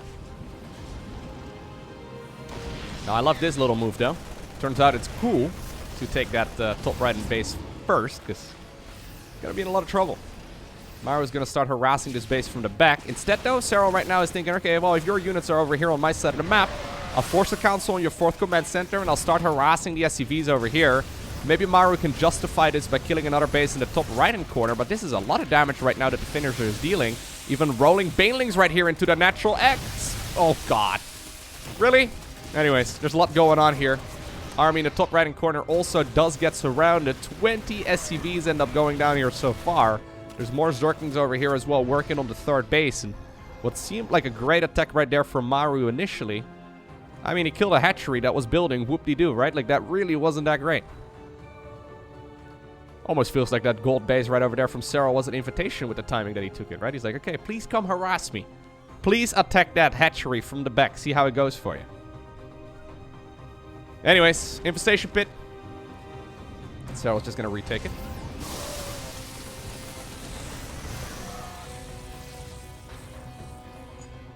Will a creep tumor bleed out if they are off creep somehow? A creep tumor can't be off creep. They generate creep. If you go into the StarCraft 2 map editor though, and you turn off creep spread for creep tumors, do they die out off of creep over time? Maybe? Could be, I don't know. But probably not very helpful as far as the actual game goes. Yeah, so the little creep tumors basically generate creep around it, and they're considered structures. So the way that works is that they basically are the things that are giving the Zerg player vision. It's not the creep itself, but it's the tumors. So if you look right here at the vision of Serral, you can see the vision that he's got, and it's because of those creep tumors. So this high ground, for example, does have some creep on it maybe, but doesn't actually see it.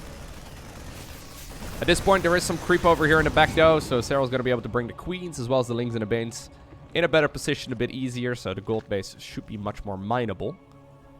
Widow Mine drop coming up. Drilling Claws, about 90% of the way done, so by the time that the Widow Mines are arriving on the other side of the map, they will be ready to burrow nice and speedily.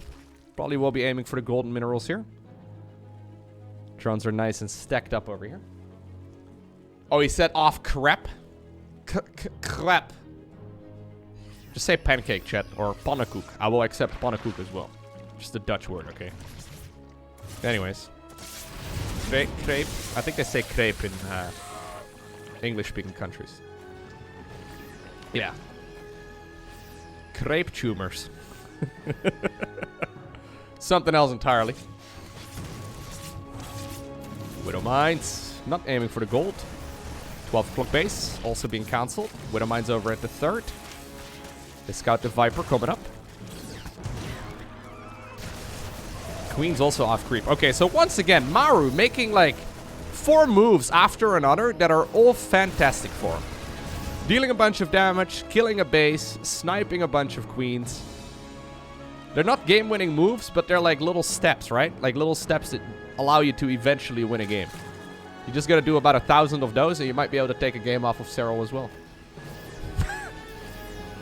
Just play like Maru, guys. Widow Mine drop. Oh, nice split there as well by Serral. I would have lost 12 drones there. Serral loses 3. I would have probably pulled the wrong drone and then still lost everything. Overseer already flying over here, despite the fact that the Spore Crawler is also a detector. At the same time, though, on the other side of the map, Viper's a little far forward. They're probably looking to get some abductions. There we go. Managed to get a good hit in. Bailing's over here, and a little bit of trouble. So far, though, once again, minimal amounts of losses. Okay, maybe these Bailings can actually roll forward and get some actual work done. Don't get me wrong, Serral's still looking fantastic after that early game. Was thinking about going after the orbital command as well. That probably should have flown a little while ago. Absolute worst stealth assassin I've ever seen. Medevacs even now get killed as well, and that is a terrible loss. You really don't want to lose those. Okay. So, that was a huge win right there for Serral, of course. Serral's still sitting at 84 workers, despite the fact that he's lost quite a few of them. He's now making that lurker transition as well, which is scouted right away here for Maru, but Maru doesn't really have an army to deal with this just yet, and Serral looking to see if he can close out this game right here, right now. It's a lot of lurkers. I mean, I don't have their speedy burrow upgrade yet, but I do already have the ranged. So if you can just march that forward, and like if you get lurkers down in this position, it's very difficult for Terran to break. So that's exactly what Serral was looking for right now. Can he get those lurkers in the right place? I mean, the burrow is so slow without that upgrade. It's this fast upgrade though, so they'll have it available soon enough. But Liberator over there helping out. Siege Tank in the back already up to 14 kills. Maru does manage to deflect that, but just barely. Lurker in the back there as well, also deflected, because of course Maru is dedicating a Siege Tank over here. Pretty insane. Thank you, Daxel, by the way, for the tier 3 resub, 41 months. And thank you also, Blue Magic Koopa, for the 18 months. Merry Christmas, dude. Hope I haven't missed any subscriptions, by the way. I don't think I have, but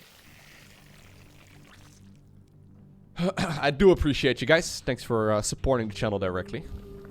Also, thanks for just watching. That's kind of the most important part. Do you guys know? I just looked at this the other day. The YouTube channel is coming up. Like, I think it's either this week or next week. On 250 million total views. That's 250 million. Those numbers are so mind-bogglingly big, I don't even know. Like, it makes no sense to me. That's so many people. Yeah, that's a lot of views. Lurker drop. Not something we usually see all too often. Yeah, I'm actually like, that number just blows me away. It's just so crazy. I mean, obviously it's not, like, it's total views, right? So I've been making videos for over a decade. But still. People have told me StarCraft 2 was dying in 2012, and I was like, I like playing this game, I'm gonna keep playing it. Turns out there's still plenty of people interested, man. 2021 being the best year so far as views go for my channel, at the very least. Pretty crazy. Anyways, thanks. Lowko, I may have been like 100 of those views. Hell yeah, thank you very much.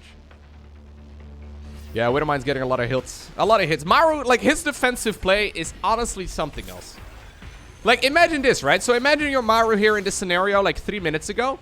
You know you're just about to die to lurkers burrowing over here. And Maru leaves a siege tank over at the gold base.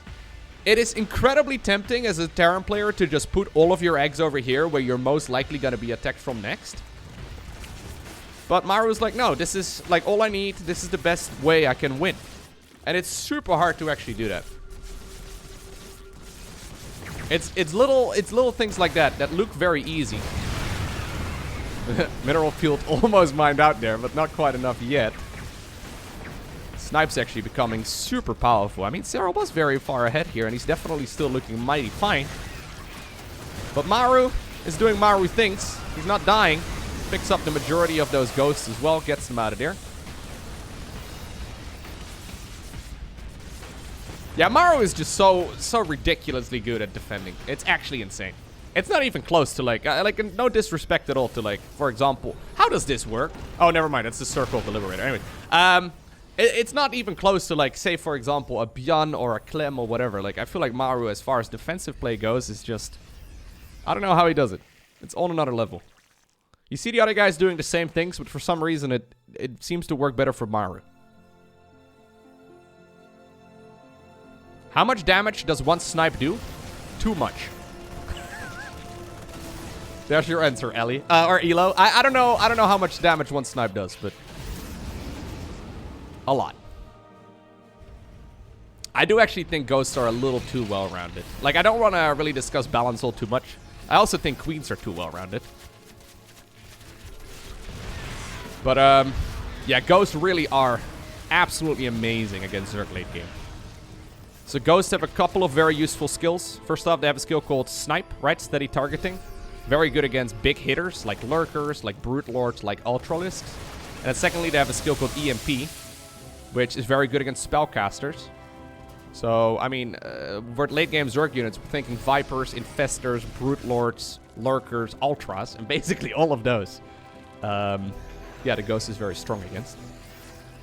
On the flip side, everything that Terran has in the early game gets countered by the Queen.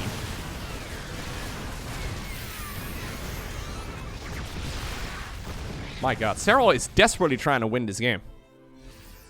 During all of this, though, he actually managed to secure a new base, which is kind of crazy. So Maru's been under a ton of pressure, and he's just been making new command centers, sneakily expanding to the top left. Serral, by the way, hasn't been sitting still either. What I like about Blackburn is that the 6 o'clock, yep, and the 12 o'clock base are actually shared.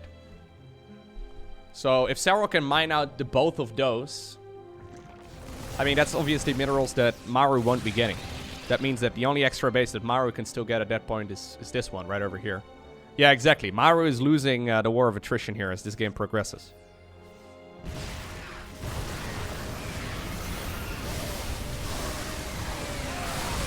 That's a very expensive planetary.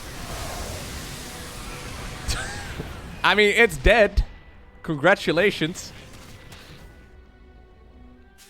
But, that was like 30 banelings worth, felt like. Not entirely sure if that was that great. Yeah, look at that. So now it's a 10,000 resource difference, but on a much smaller scale. Alright, Maru was almost waiting for that. He's like, great. I've already replaced the command center I lost. Now I'll take control of the high ground here. And the high ground here is much harder to break for Serral than, you know, when you're on that high ground yourself. Insert a Star Wars joke here. Yeah, look. This is insane, though. Like, the siege tanks just getting a lot more additional shots in. Another top 10 things that science can't explain. A burrowed Zergling blocks a command center that has little legs. I don't... It makes no sense. Anyways, 12 o'clock position being destroyed right here by Maru.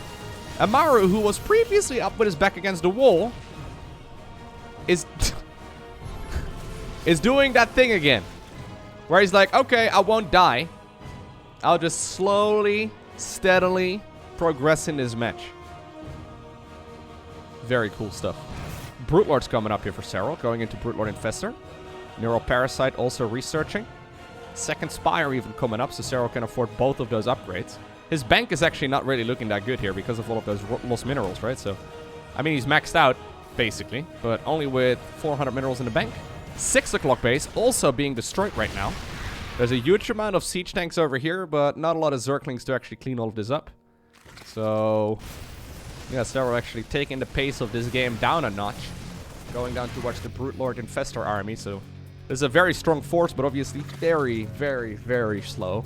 You can take control of the center of the map, and with Brute Lords actually go both up as well as down, depending on what Terran takes. So I actually like the idea here in this particular match on this particular map.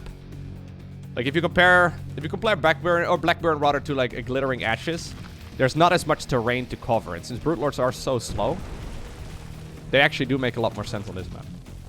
Merry Christmas, everyone. Sorry, I've had a lot of people wish me a Merry Christmas. I missed it. Not because I'm ignoring you, though. I still love you, I promise. I remember the Brute Lord Locust meta in Heart of the Swarm. Yeah. Swarm hosts back in the day definitely weren't very good. These days, they're probably a little bit too bad. A lot of players right now that casually watch StarCraft are like, Swarm hosts? What are those again? How did they work? What did they look like? Yeah, no, Swarm Host, probably the least used Zerg unit overall right now. It just doesn't make sense in these very heavy drone metas. Basically, they take a bit too much supply. Like, you can't really go 80 to 90 drones and then simultaneously also make Swarm Hosts. It just doesn't make sense. Yeah, there were some very long games. What was that? Mana versus Firecake? Is that the one I'm thinking of? In Heart of the Swarm? That was like literally one match. That was like 3 hours long. Basically, it was just... No, like more than 100 minutes. Like 3-4 hours? It was very long. Apparently, it was the most boring game ever. Anyways, it's... Yeah, it was something special. So we are at a lot of Brute Lords, though. We're at 14 Brute Lords right now. 15 Ghosts, though. Definitely still very helpful here. Siege tanks at this point. I mean, they don't know it. Don't tell them. But they're basically no longer needed. So they're being sent on over towards the top right-hand corner to open up some supply. It's a bit sad. Tactical nuke coming right up. Very good. 6 o'clock base reacquired here by the finisher as well. A couple of Thors here are producing. Infernal Pre-Igniter even coming up. So Maru... Is Maru doing this thing where he's transitioning towards mech? Because I love it. Don't get me wrong. I don't know if that's still the meta in StarCraft 1. But when I used to watch competitive StarCraft 1 quite a bit, I used to love that move when Terrans would open up with bio armies early on, and then they would transition towards a mech army later. And it seems like Maru is doing something similar right now in this game. Once upon a time, Brute Lords countered Thors, but these days, since they've changed the numbers around a couple of patches ago, the Thors are actually fantastic against Brute Lords. Hey, thank you very much, Wardy, for the big raid. Welcome, welcome. For those of you from Wardy's channel, real quick, I am casting Maru versus Serral from replays from the King of Battles Grand Finals from about a month ago. Tactical nuke. Flying across the map. Maru using it as a glorified Roomba. Just clear out some of that creep spread in the middle of the map. Don't nuke your own... Is this... Is he faking a Widowmine drop? Like, what was that? I guess he just wants to get rid of some of that supply. Anyways. Fusion Core researching the advanced ballistics. That's the ranged upgrade for the Liberators. Yeah, and at this point, there's very few bio units out. So there's 6 Marauders and 5 Marines. That's it. It's a lot of Brute Lords, though. So we're at 20 Brutes here. So theoretically speaking, in like an even battle, right? So say it's 10 Thors versus 10 Brute Lords on an open terrain. When the Thors are on high impact mode, which is their mode that they're in right now, the Thors win 100% of the time. The thing is, if there's enough Brute Lords out, there's this strange dynamic where like all of these little Brutelings will be thrown forward. And the Brutelings like prevent the Thors from being able to get in range. So obviously there's a lot of terrain here as well. It's not like the Thors just get a straight line towards the Brute Lords either. So even though like Maru technically started making a counter for the Brute Lords, the counter to those Thors then again at that point is just more Brute Lords, which is one of the weirder dynamics in StarCraft 2. Anyways, we just have continued nuke production here. It's really a battle for the 6 o'clock and the 12 o'clock base. Both players really want to mine it. Brenda, don't do it! Okay, Brenda's super dead. Obviously, also keep in mind, Zerg does have access right here to neural parasites. Maru wants to snipe those Brute Lords. EMP the Vipers, EMP the Infestors, EMP whatever he can.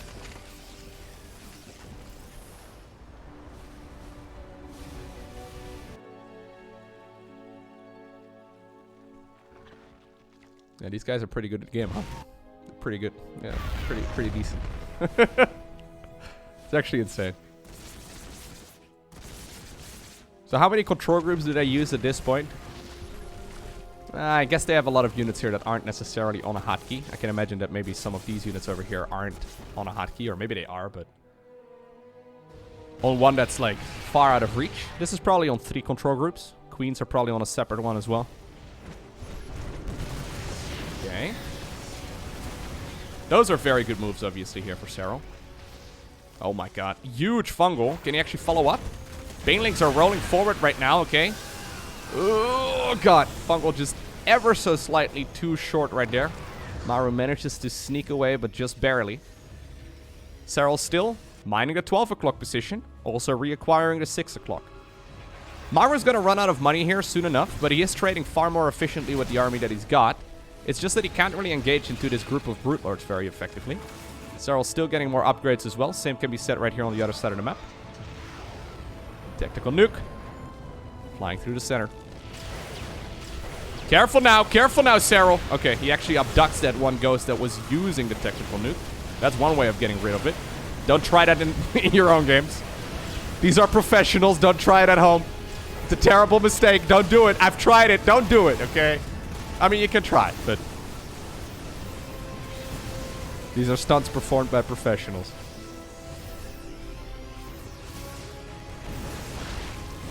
Okay, Fungal here actually really powerful, though. So Brute Lord Infestor once upon a time was like the go-to unit comp for Zerg. It's kind of fallen out of favor since. But, seems pretty potent here so far. Queens are being killed, though. Serral does have a relatively large bank to reinforce this with as well. Queens actually, well, all being destroyed. A couple of the Infestors here are managing to pull off the Neural Parasite, but look at all the Brute Lords actually disappearing. I didn't look at them for a little bit. I just heard the Thors constantly firing there. And what used to be like 20 Brutes. How many died? Yeah, 20 of them actually died at this point in total. Only one left over. Only a single one. Couple of snipes here, a couple of Brute Lord shots, or a couple of Thor shots rather here as well, and then all of a sudden, the Brute Lord army just absolutely disappears. Hammer of the gods! I'm here, click me! Okay, now my Thor impression is not that good. They definitely do deal quite a bit of damage though. It's one of the reasons why we don't see Brute Lords all too often. Hello, careful now. Serral. So starting to lose a little bit of focus here, it seems, as well. Obviously, though, Thors aren't particularly great against the rest of this Zerg army, so they were very much so like a big unit killer, right? They were very good right there against the other... I mean, they're decent against everything else as well, but this is not really an army you want to be fighting with Thors. Okay, the Lurkers actually managed to burrow in a very good spot. Most of the Thors right now get blown up. I mean, that's an opportunity for Zerg to go back into Brute Lords if he could actually afford it. At this point, I don't really know if he has that sort of money available. Couple of units here. Trying to get some damage done. Changelings being killed. Keep in mind, Maru is running out of money. Like, Maru really only has these minerals right over here, and that's it. He did kill the 12 o'clock, but obviously now that the armies have cycled towards the 6 o'clock position, Serral has retaken that base. He's lost it a few times. He's lost the 6 o'clock a few times as well, but he keeps on retaking these bases, and obviously those are resources that Maru can never gather. Maru needs one of those two bases. Otherwise, it doesn't matter how good his unit transitions are. He's not going to win. Okay. Lurkers getting into a good position. That's a lot of dead SCVs. Okay. SCVs all get killed. Never mind. Lurkers were, like, merciful, I guess. I feel like they should have been buried for, like, one more wave. But one more wave of spines, that is.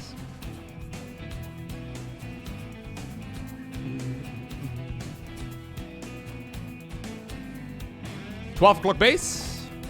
It's gonna start mining again. How many drones do we even have? Okay. There's only a few. I'm actually starting to be a little bit concerned here for the money that the Terran player has. Careful. Okay. Infestor right there. Does get spotted by the missile turret. Nice positioning there by Maru. I feel like Maru needs to double down on taking one of those two bases. Like, he needs to take either the 12 o'clock or the 6 o'clock. 6 o'clock has more money in it, so I think this one makes more sense. Plus, it's a little bit closer to this position, but apparently Serral is thinking the same thing as well. Neuroparasite right there on one of the siege tanks as well. Second siege tank also under control of the Zerg player. Banelings trying to hunt down all of those ghosts, but the majority of them are still alive. Okay, that siege tank has a story to tell. Anyways, I started blasting. For the Terran, then for the Zerg, then for the Terran, and for some reason... Apparently he's not a traitor. Maru will keep him alive for a little while longer. Oh. Fungals. Alright. Catching once again a couple of the ghosts. My god, Serral's playing an absolutely fantastic game. He's running very low though. Neither player really has a whole lot of money in the bank at this point anymore either. This expo over here obviously was denied. Top left-hand corner. Essentially mined out as well. Gold base has been running out for a while. Yeah. There's a lot of idle SCVs here. Very few resources actually right now available for Maru. Whereas Serral is mining the entire 12 o'clock position. He's actually got too many workers over here. That's basically all of them. -1. Guess there's one drone in the top right. Okay. Maru does still have a pretty good army. And obviously he's got access to mules as well, so despite the fact that he doesn't have as many SCVs here as well, but, you know, he's going to be able to make use of those quite... Oh, God. Okay, the Lurkers just march straight into the middle of this Terran ball. Honestly, yeah, that concave right here was so great for Maru. Fantastic positioning right there, once again, by the Terran player. Very patient movement, not really taking any gambles. One Infestor. Could have gone for the fungal growth here, but... Serral may have forgotten. Oh my god. It's a very ambitious queen. At the very least, she's responsible right there for killing the missile turret guy. It's a bit sad, but... Woo! Ah, yes, this is from a replay. I know some people get confused here because a lot of the games that you see casted on Twitch are being played live. As it says in the title of the stream, these are from replays. But I know people don't read titles of the stream, though. I've been streaming for a long time. Whenever I play another game that is not StarCraft 2, even though it's literally the first thing in the title of the stream, people always ask, Lowko, what game is this? It's all good. But yes, these are from replays. Okay, once again, very good snipes here. Oh my god. Wait. Serral just GG's out here. So let's go back to that point where he actually... decided to leave, despite the fact that Maru was not really looking like he was in a good spot here for the last, I want to say, 27 minutes. Okay. Dang it. I'm trying to pause at the right moment. These guys, they hit GG and then F10N on the keyboard right away to leave as fast as possible. So after this engagement... Yeah, so Maru right here at 75 supply, Serral at 55. Serral is mining the 12 o'clock position. Maru would be able to take control of the bottom spot. I feel like this was still something that Serral could have stuck in for at least a little bit longer, but it definitely wasn't looking all too good anymore for him. He probably was intending on leaving this game, or rather winning this game and forcing his opponent to leave quite some time ago. I mean, there were only Zerglings at this point as a follow-up as well. Maru still has some money in the bank. So, grand total here. That's all because of those Zerglings and Banelings, I guess, from earlier. And all of those Brute Lords getting destroyed. It's a ton of resources going down. So, very impressive game right there from the Terran player. Just barely winning. Next up, we are on Hardwire. Match point right here for Maru. Man, that previous game was actually insanely close. There definitely was a lot of potential there for Serral to win, but Maru just refused to die, which really is one of his hallmarks. Even the other top-level Terran players, like, if Maru wasn't around, I would probably imagine that Terran wasn't that strong defensively. Like, genuinely, a lot of the top-level Terran players really struggle with that defensive play. But Maru, for some reason, just seems, I don't know, more resistant than every single one of them. Anyways, thank you very much, Air, for the €3 donation. I wake up and Lowko is casting StarCraft 2. It really is a Christmas miracle. Or miracle. Hey, thank you very much. Good morning. I did a poll yesterday at the end of the stream in Twitch chat, and I found out that that day, that apparently most of the people in the stream celebrate Christmas on the 24th. Can you believe it? In the Netherlands, we celebrate Christmas on the 25th, but apparently I have a lot of European viewers that celebrate Christmas on the 24th. Happy present opening day. So in the Netherlands, we open presents on the 25th, not on the 24th. I did wrap presents this morning, by the way. Just imagine very, very ugly wrapped boxes. That's it, dude. In the Netherlands, we celebrate Christmas on the 25th and the 26th. So we do something called Eerste Kerstdag and Tweede Kerstdag, which means like first Christmas Day and second Christmas Day. And it's tradition to like have like, say you have like a spouse or whatever, right? Like you take like one day with the family of your partner and then one day with your family. Or, you know, something along those lines. Anyways, I know a lot of people are opening their Christmas presents today. I have absolutely no idea what Lauren got me, because I have nothing that I would really like. So, I don't know. It's a real problem. I, generally speaking, am very content with what I've got. So she asked, like, hey, what do you want for your birthday? I'm like, I don't know. It's one of the main advantages of being an adult. It's like when you're a kid, you have like a million things, but you have no money. And as an adult, you're like, ooh, I guess I'll buy this. Anyways, I don't really have anything. So I'm curious to see what she got me. You want a gigabyte of RAM? Buying 1 gigabyte of RAM is actually quite hard at this point, man. I don't think she, or you're going to be able to find 1 gigabyte at this point. Anyways, thank you, Jones, for the $20 tip. Appreciate you. He says, Merry Christmas to you and the family. Hey, you too, man. All right. So, what do we have in this game? Triple hatch opener from Serral. Maru going for a good old 2-1-1 right here. Fair enough. He is pumping out a couple of those Hellions, though. So it's that more new school variation where you still add on some Hellions and you don't go straight into the 2-1-1. But it's still very strong. Overlord. Jimmy over here is already waiting for that Overlord to try and come in. Thank you, Sanjon. For 5 community subs as well. Appreciate it, guys. Glad you're enjoying the live casting as well.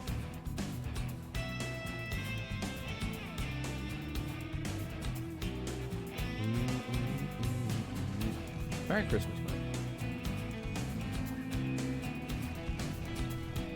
Okay, so for those of you that, like, have something you want to have for Christmas, what is it? I'm curious. I'm inspired. If like, someone asks you, what do you want to have for Christmas? What did you say? Another cat? A GTX 3090? A girlfriend? A PS5? A book? That's the first realistic answer I've seen so far. A book. My front two teeth, rather. Someone to love. A girlfriend. Guys, I don't think you can... A StarCraft 2 balance patch. That's what I really want for Christmas. If you could give me a StarCraft 2 balance patch, that would be... yeah, that would be beautiful. That would be the only thing I really want. It's not even that the game really needs any drastic balancing. I would just like to see a bit of a shake-up, you know what I mean? An Ultralisk buff. Maru level StarCraft skills. You want a Lowko viewer game for Christmas? A Lowko hot tub stream? Okay, guys. Now we're just being awfully unrealistic. Lowko, you're telling us to be realistic, and yet you want the StarCraft 2 patch? You're not wrong. Anyways, so what's the difference right here?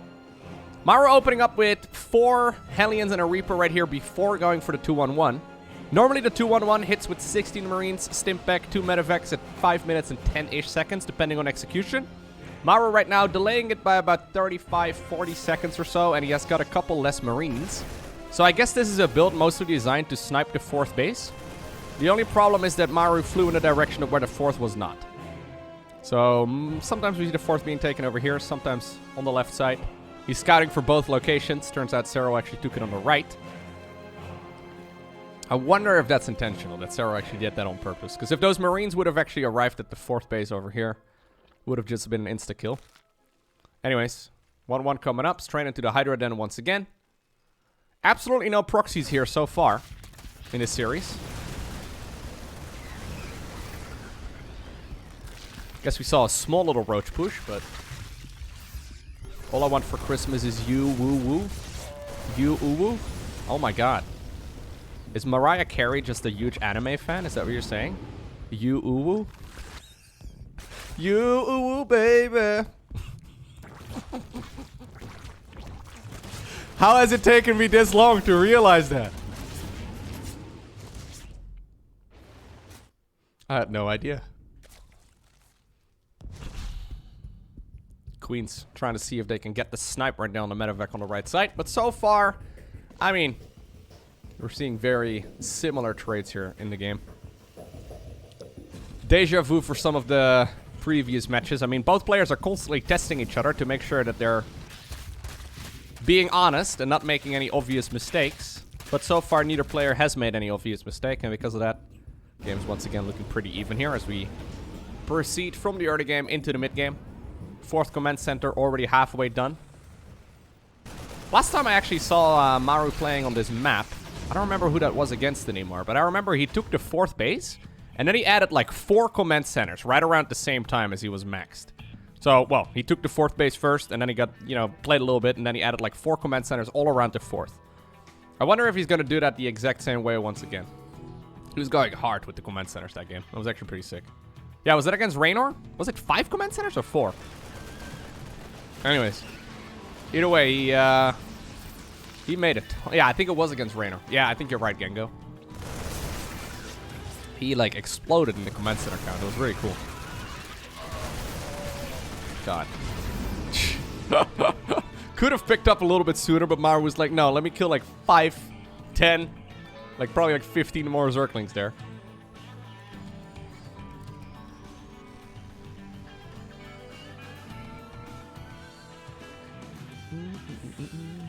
We do have to see 2-2 here for Terran. Oh, thank you, Maru. I thought for a second Maru was making a mistake. I thought I caught him red-handed. Not happening, though. It's like, haha! I'm so smart! I've seen him. Never mind. No mistakes being made here. Barrow coming up pretty early as well. I like it. This was played about a month ago at this point.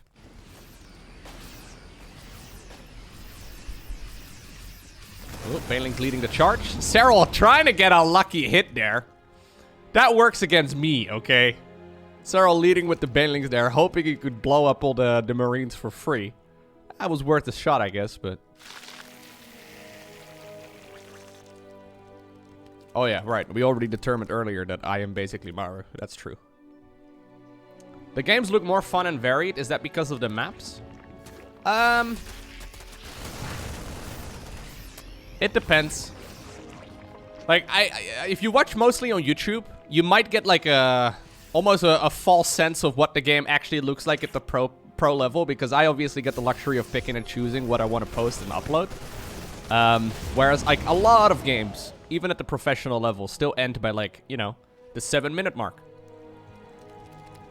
A lot of matches actually end by the 7-minute mark. I mean, I've been posting a lot of very long games. But there's definitely a lot of very short-paced games as well, and games that are just very one-sided. I mean, you gotta keep in mind that both of these guys keep testing each other, right? Like, if Maru would have been able to do more damage there with his early game push, he would have just proceeded to win the game. It's just that at this level, when you have the best guys facing off against each other, they don't really die. Like, they refuse. That's really a theme in the series so far. They just refuse to die. Anyways, there's once again the additional command centers. Maru is already floating his CC, so I think that one, yep, as the Banelings get cleaned up, is going to move on over. He is indeed adding on more CCs. LowkoTV. Yeah, this the Rogue versus Serral finals from TSL 8. I posted that one to YouTube as well. You know what's weird about that particular video? I literally start the video off saying you should probably not watch this, and the title is something along the lines of the worst grand finals ever. And of course, it's my most viewed video in a while.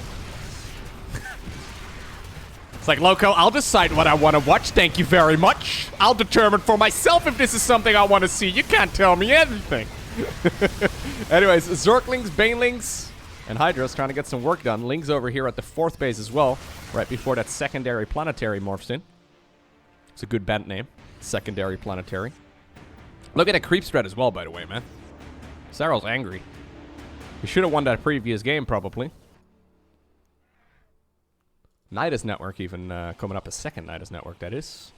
Usually what we see in this matchup is an Overseer zipping on over towards the main base, and then popping a few Nidus Worms down over here. I think he's probably expecting one Siege Tank to be ready to defend against it, and one Siege Tank is not enough to kill 2 Nidus Worms. So he's probably going to zip in there, pop down 2 Nidus Worms, and then hope for the best. Anyways, Terran right now. Okay, going to lose a lot of additional workers here. Planetary Fortress also will not live to tell this tale. 9 SCVs go down, but there's a lot more command centers. Actually, so far they've been picked off. At the very least, there is a backup one right here. Oh. What? What? Okay, eventually he did die. That was a very strange game. A very strange little interaction right there between these units. Serral probably assuming that it was already dead. Maru trying to take the base on the right side as well. How many SCVs has he lost? 23 at this point. Maru not really too concerned with being aggressive though, right? Like, he's just happily sitting here, kind of far away from his command centers. Sprinkling units left, right, and center. So, okay, here's those double Nidus Worms going up inside of the main base. There's a couple of Marauders here, a few Marines as well available. Okay, they're going to be running up towards the main. There are lurkers inside of the worm, but Maru, a little bit too good. Not allowing that mistake. And those are the kind of things that can close the game out, right? Like, if there's like 20 lurkers inside of the main base, it's very hard. It's very hard to get anything done.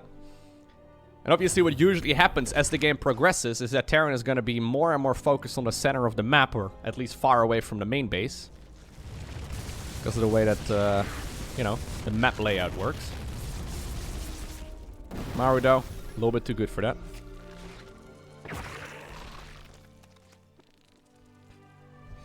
You too, Stanislav. Merry Christmas, dude. Alright, so Serral has been happily mining. Not really harassed here in quite some time. He's got 89 drones as well. He's got more mineral patches than he can effectively saturate, so he's feeling pretty good about it. Maru, though, once again, refusing to die here. Just constantly pushing forward. With small clumps of units, trying to secure new bases. And so far, I mean, he still has enough mineral patches to mine himself as well. Taking very good trades. So I feel like that's a theme as well. Yeah, pretty much the entire series long. Serral has lost way more resources here than Maru. And I mean, that's natural, obviously, for Terran versus Zerg, but most of the time we see Terran players dying at some point, and so far that hasn't really happened to Maru. There was that one game with the Hellbats, and then that first game with the Roach Ravager, right? Like that Roach Ravager start. Actually, the 2 games where Serral played Roach Ravager is the one that he ended up winning so far, right?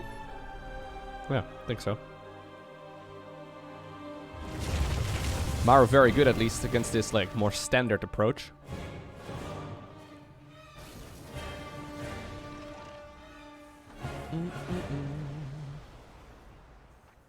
I think it would be funny if Lowko tried to play either Warcraft 1 or 2. I feel like that would be very painful.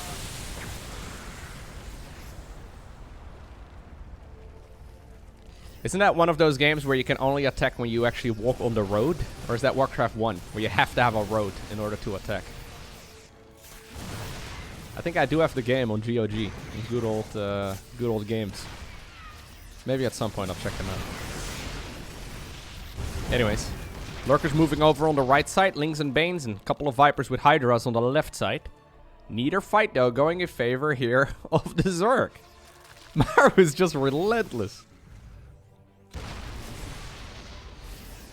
He really is super good at positioning his units in the right place, right? So this thing has 80 or 28 kills, 15 kills right over there. Well, 3 kills on that one, but it just popped out of the factory. The positioning here from Maru is really, really strong. Okay, so there's the famous duo once again. StarCraft trivia, what are they called? Well, spoiler alert. High-sec auto tracking. And we also have the building armor upgrade. Those usually aren't acquired until later on into the game when 3-3 is done.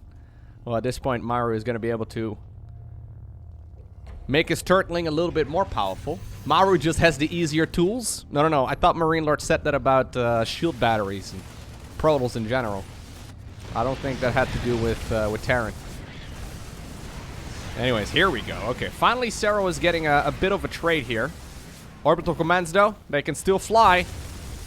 Can't really stick around here for too long with the Lurkers either, because then every single one of them will end up going down. Okay, a couple of the siege tanks actually on siege right now, so this could be an opportunity for Serral to jump. But he doesn't know that. So he decides to back off once again.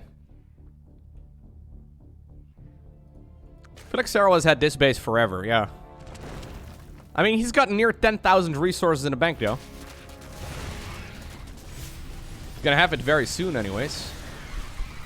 It's a lot of money to constantly make transitions. There's the double spire once again. There's the pathogen glance upgrade, which is the infestor energy upgrade. It allows them to spawn with a enough energy to get a fungal growth going right away. So as Serral is mining out bases, he's transferring drones towards the bases that he has had for a little while already. Whereas Maru is just taking those bases a little while later. Look at the amount of command centers. How many CCs are we on? 2 planetaries, 2 regular ones. Where's the orbital commands? Oh, there's 5. Okay. Don't do math. Not even once. A lot of command centers is what I'm getting at. Okay. I think we are going to be seeing that transition once again towards a lot of Brute Lords. Brute Lord Infestor. Lurkers just aren't cutting it. But already, look at that. Fusion Core coming up. Additional factories are building here as well for Maru. He's going into his mech upgrades as well. It's a bit of a deja vu from the previous game, right? Maru's late game is looking impeccable right now. So he's still adding on some bio here, but he really doesn't have that much. I feel like a Terran army is tiny in general, but this is pretty much his entire army. I mean, there's a couple of sprinkled units here and there, but... Okay, going very deep onto the creep. Can we please scan and get rid of some of those tumors first before we go over here? Okay.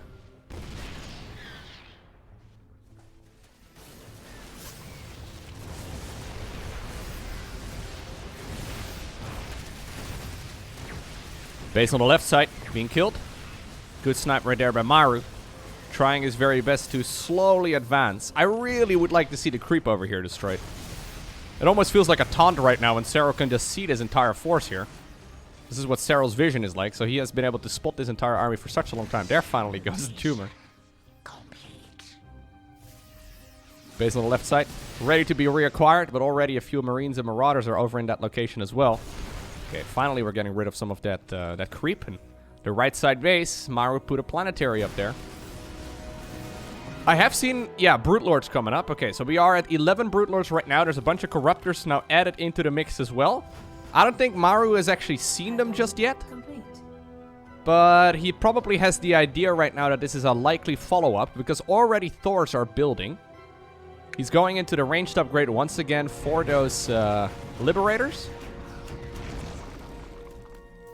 And he's trying to see if he can make that similar game happen from the previous one, right? So the one that we just saw. The previous map. Even though that was Serral winning for like the first 95% of it, it felt like.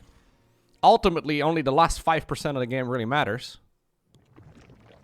And I feel like we've had a similar situation once again here for Serral, where he has been winning for like the first 15 minutes of this game, but he didn't manage to close it out.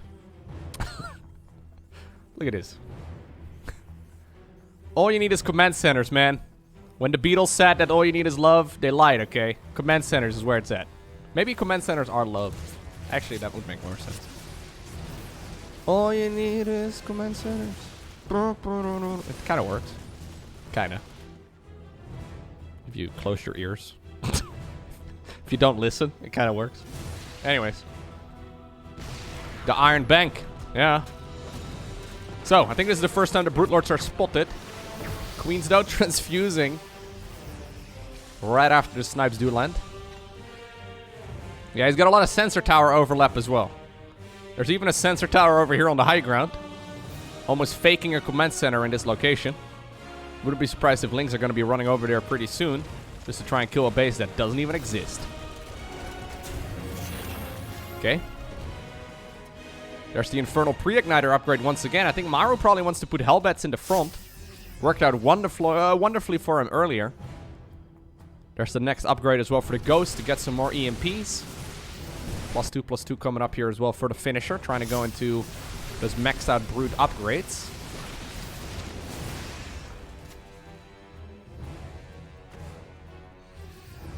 Alright. So usually the 3 o'clock and the 9 o'clock positions on this map are extremely difficult to acquire. So we can see that both players are trying to head on over in that direction right now. Additional command centers. Seriously. 10 orbital commands at this point. So we're at 15 command centers right now with 2 more coming up. That makes 17, chat. I did math and casted the game at the exact same time. I know, I know. No need to like applaud me right now, but hope you're very impressed at the very least. No, but seriously though, the amount of command centers here is actually quite wild. Follow up as well from Mr. Maru. He's ready for some of that creep cleaning, I think. Going into the tactical nukes. Giving away the Marauders and the Bio Army here that he has in general in favor of more mechanical units. So look at that, once again. I've said it in the past as well that I would love to see Terran players adding on, when they're playing mech, a couple of Ghosts. Because Ghosts make a lot of sense. Maru is getting to the same end result, but in a much different way. So he's playing Bio first, then into Ghosts, and then into mech. So it's not like mech added with Ghosts. It's Ghosts, you know, supported by mech. It's the other way around. But the end result is this ultimate Terran army that's really incredibly strong. Because usually against, like, straight up mech, Vipers and Infestors and, you know, all of those units from the Zerg just kind of destroy it, but... Alright, here come the Ghosts. Getting a little bit overly ambitious. Okay, Vipers though. Or sorry, Infestors there with their fungals. Trying to force his army to back off. So both players are trying to take the spot. Actually, a huge EMP did land. I would like to see that thing that we saw Dark do, right? Where... I posted this game a couple of days ago where Dark ended up knurling in a Ghost and then ended up EMPing the other Ghosts with the Ghost. Which is something that I haven't seen Serral do before, if I'm not mistaken. But it seems like a really good idea. Without the Ghost, this Terran army really gets destroyed. So like one Neuroparasite on a Ghost and then EMP the other Ghosts? I mean, Maru is keeping them very split up as well though, so maybe it's going to be hard to pull that off. Beyond was AFK that game? Yeah, maybe. In theory, it sounds like a good idea. This, by the way, is also on purpose. Giving away a couple of those SCVs that you've been hunting for the entire game long. As the Zerg player here, you've been wanting to kill these for a while, and now he's giving them away. Just to open up more supply for more Thors. And yeah, Maru is very good, though. You're right. Like, Maru just generally doesn't have his Ghost in as big of a ball as Beyond seems to have.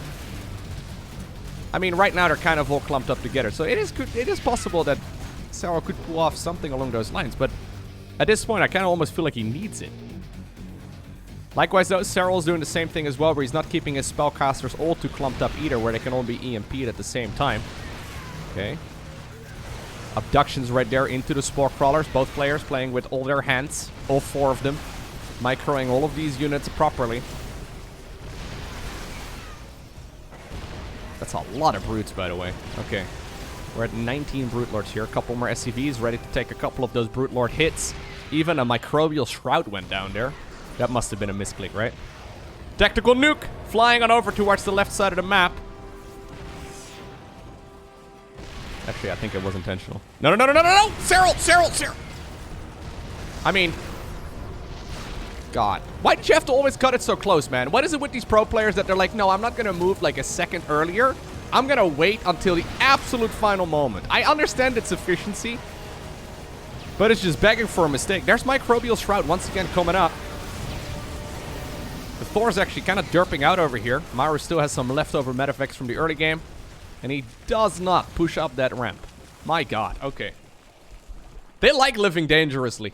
Yeah, they really do. Maru, in the meantime, mining out that right side base. Serral, slowly mining out the base over here as well. If you look at the resources lost, that's where the full game is really being told, right? If they keep playing like this, and they both mine the same amount of money, with the effectiveness here that Maru is executing with his Terran army, it's looking better and better for him. Serral not bothering to make a new hatchery over here. I mean, I say that. Serral still has 17,500 resources in the bank. Maru at this point, 12.5, 13. It's a lot of money. Okay, StarCraft 2 trivia. What's this upgrade called, chat? Someone has to know it. I would like to see the chat exploding with the exact name. It's the Smart Servos upgrade. Yeah.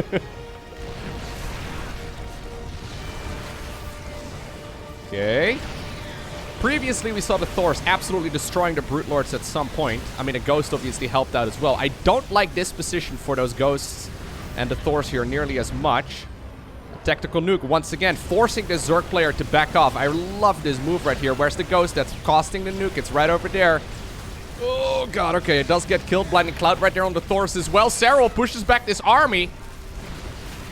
Can't believe Serral actually just stood his ground there, looking for the one little Ghost that was, like, casting that tactical nuke that was cloaked and everything, too. Very difficult to spot the right unit while doing everything else, but somehow managed to pull it off. And Maru probably expected that he could pull up that, or push up that ramp by now. Still hasn't been able to pull that off, and that fight wasn't nearly as good for the Terran player as the previous. Very risky. Very risky.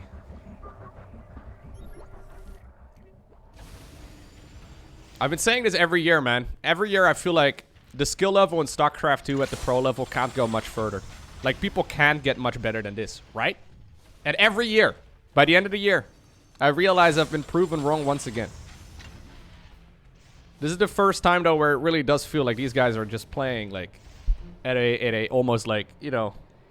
it's not even human-like anymore, you know? Like, it genuinely feels like they're playing with 4 hands. And 4 sets of eyes or whatever. Like, they're looking at everything, they're microing everything so well. It's so easy to accidentally mess up on both sides. Like, it's very easy to accidentally lose.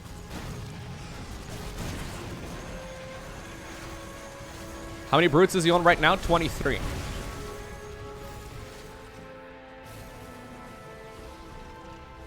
Maru apparently also not liking that angle too much anymore. He's like, this always works against other Zerg players. Why is it not working right now? Anyways, he's moving on over towards a different section of the map. A couple of leftover lurkers and hydras apparently are going to try and see if they can push forward over here, forcing that entire Terran army to back up. Serral's like, no, I liked it when you fought me over here. Let's go fight on the spore crawlers again.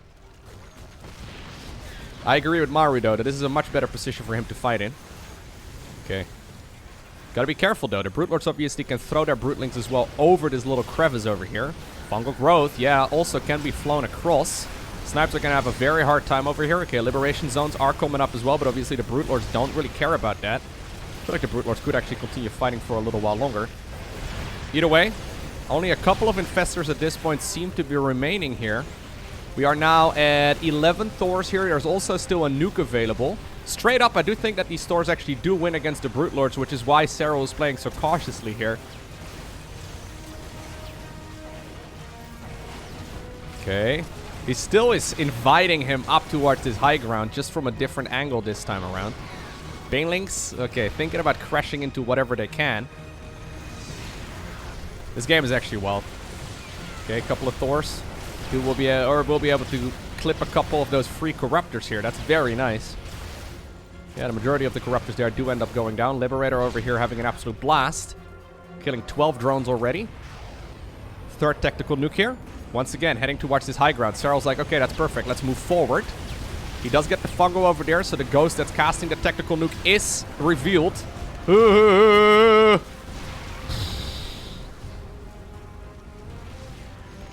Okay. There's a lot of very low HP Brute Lords this time around. Brute Lord's obviously very slow. Even though, like, I can't believe that Maru killed that base from that ramp. Like, he was pushing up this ramp twice, and he's like, okay, I'll walk around. How in the world did that... Oh, God. Makes no sense, man. How strategically... Like, how did he... These guys. Actually insane. But he got the base. Got a good nuke as well. These brutes are going to take forever to heal back up. I don't think you can engage this. Serral. I don't think you can engage this. Okay, yeah. If you fight the Thor straight up, the Thors are going to destroy you. The ghosts are happy to lay down the law as well with their moves. Maru looking very powerful here. Brilliant decision making.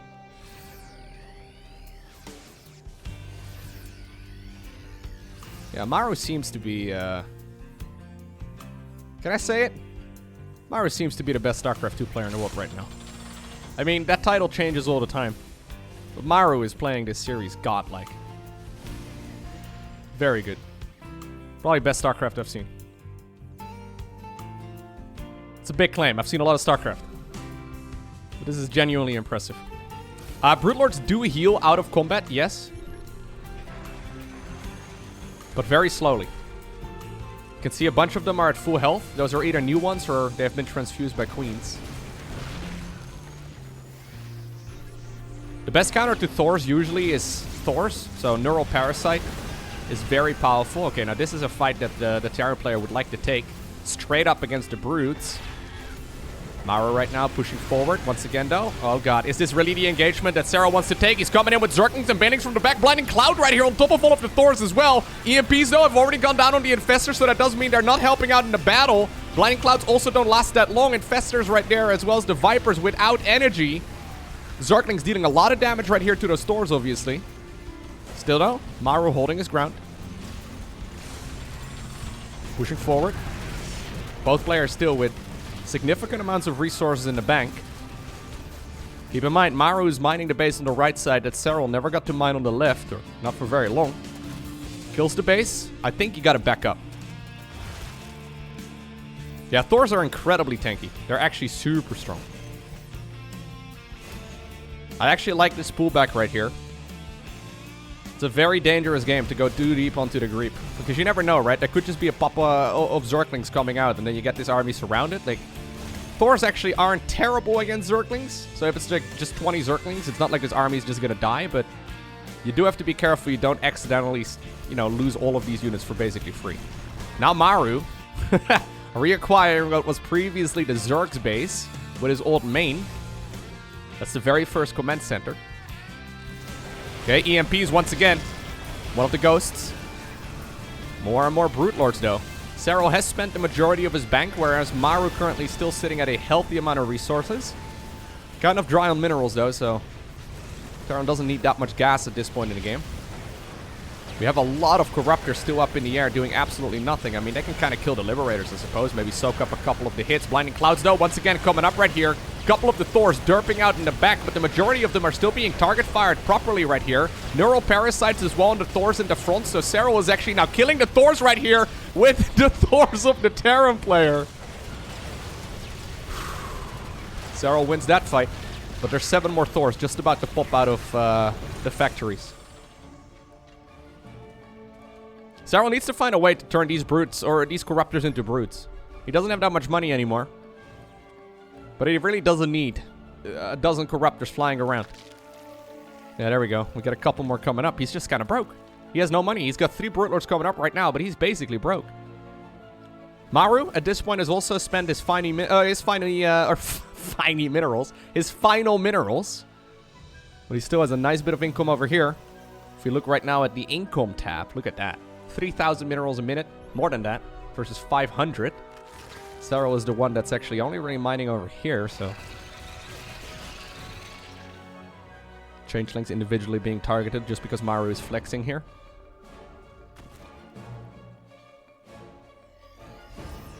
I love the patience right here from Maru. It's so tempting at this point to push forward, but he's like, no, I'm not going to. I know I'm mining a base more than you. I know I'm pretty much broke, so you must have absolutely no money. I'm just going to spend the money that I do have and fight you again when I'm done. Okay, once again, Brutes moving forward. Coming in from 2 angles as well, which is actually awesome. To create like a semi-concave over here. Normally Serral wouldn't be allowing this, but he doesn't have the money here to really... Or the army, rather, to really push this back. GG is cold as an EMP lands. Whew, and eventually this grand finals is won by Maru. 4-2. Awesome series. This may be the best series I've seen this year. I know I uploaded literally 3 videos this year. Titled Game of the Year. Or at least something along those lines, but... he's pretty good, Loko. Will he go pro? Yeah, I think Maru should probably go pro. I agree, man. They're pretty good.